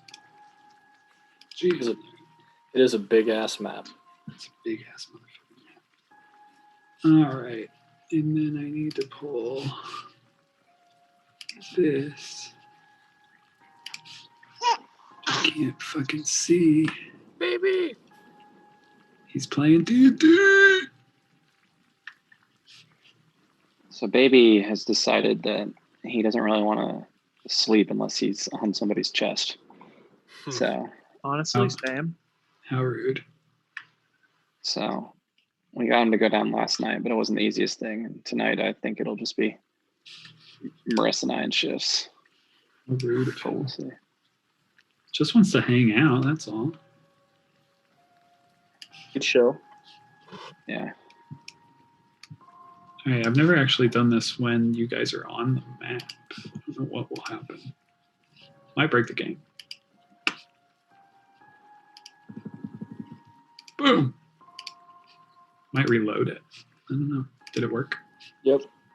Really? Yeah. Shocking. Oh, sorry. There's one light down there that's not there anymore. Where'd our compass go? And you see two fiery, like torch lights on the far side of the bridge. Yeah. But no figures. You can't see any currently from your position. You're pretty far away. Yeah.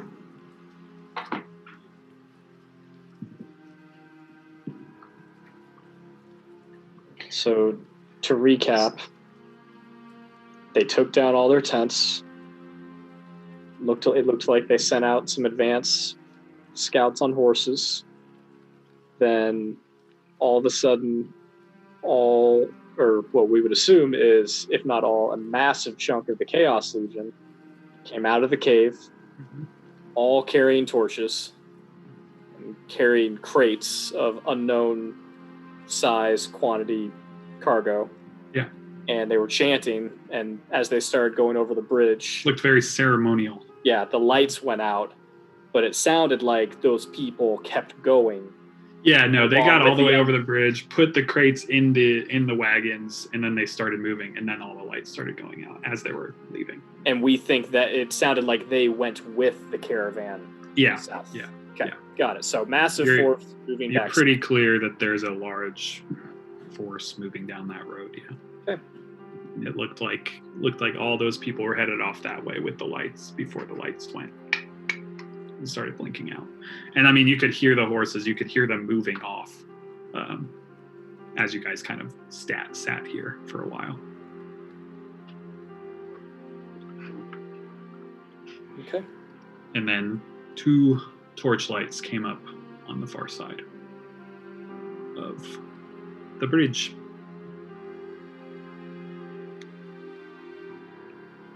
As night falls upon you, or fell upon you, however you want Is it active or past? Depends. Well- Are you moving forward with time, or are you inverted? Okay.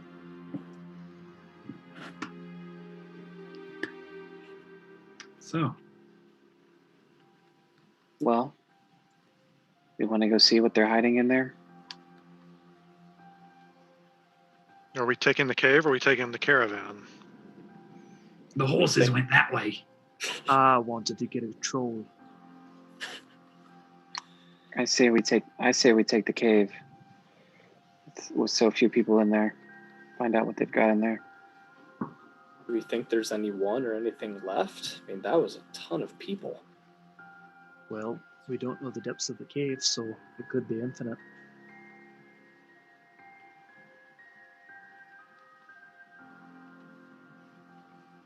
Just worried Right. about that size force heading south and what their intentions might be. Well, I can guarantee you this. It ain't gonna be good. We're providing so many one-liners for us to make a trailer. Solid.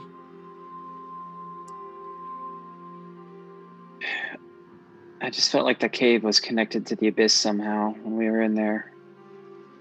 And if there's a way we can close another portal or something, if that's in there, I would like to do it. While there's significantly less people there.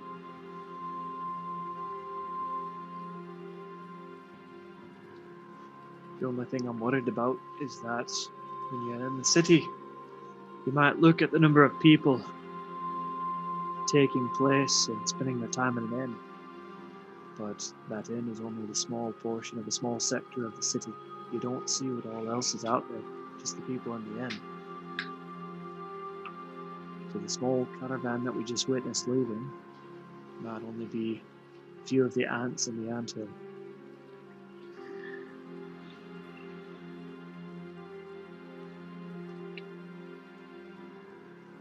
The cave was our goal, and it's never been less defended since we've got here. We have the cover of night. Now seems like the time. Agreed. Anna nods in agreement. Well, then after you lot.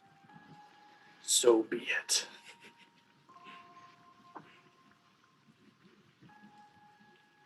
Let the ring bearer decide. Let the healer decide. Yeah, truth. Yeah, if Isabel starts heading south, I'm going south. Yeah. Isabel's looked pretty checked out most of the day. Good. Meta-wise, that's the attitude you want from the one healer in the party. Love it. Mentally checked out, that is. Yeah, you know, I got it. Yeah.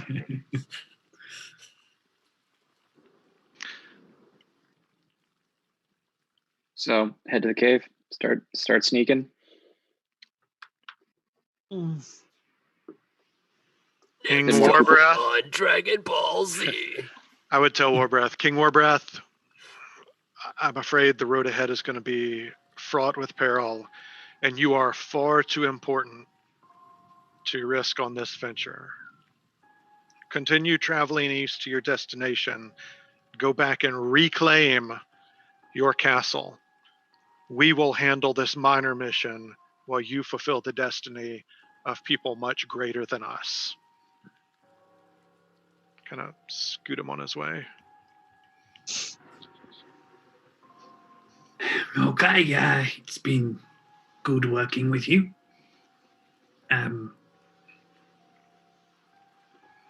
My ale then. You said you weren't charging us a toll. No, but I was told that if I took you down here, I would get my ale.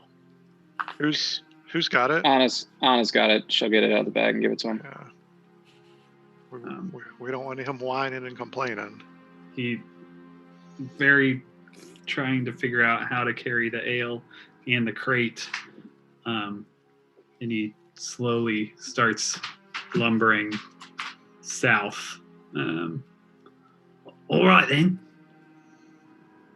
It was nice helping you, saving your lives with the trolls and everything. Thank you. Did you say he's going south? Well, south on the map. He's going east. He's in across the bridge.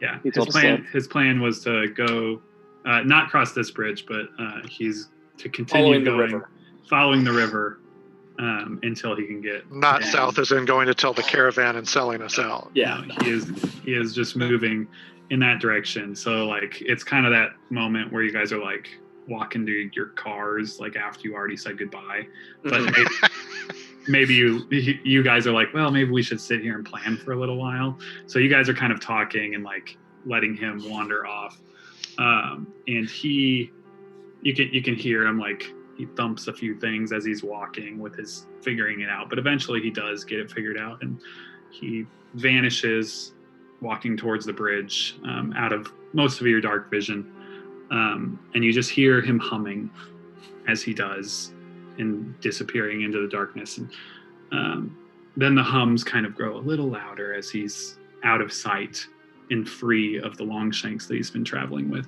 and you can just hear him: nasty legs and nasty feet, trample goblins in the peat, big square teeth in jaws of might. kill a goblin with a bite. Must be clever, sneaky, smart. Aim holds choppers for his heart. Chop him, cut him, then of course make stink water on a horse. And then something incredible happens. A bead of light appears, hurtling at pretty fast speeds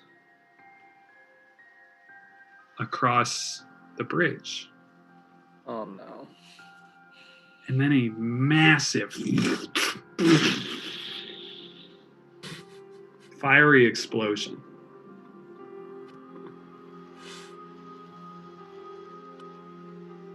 And that's where we're going to pick up next time. Whoa.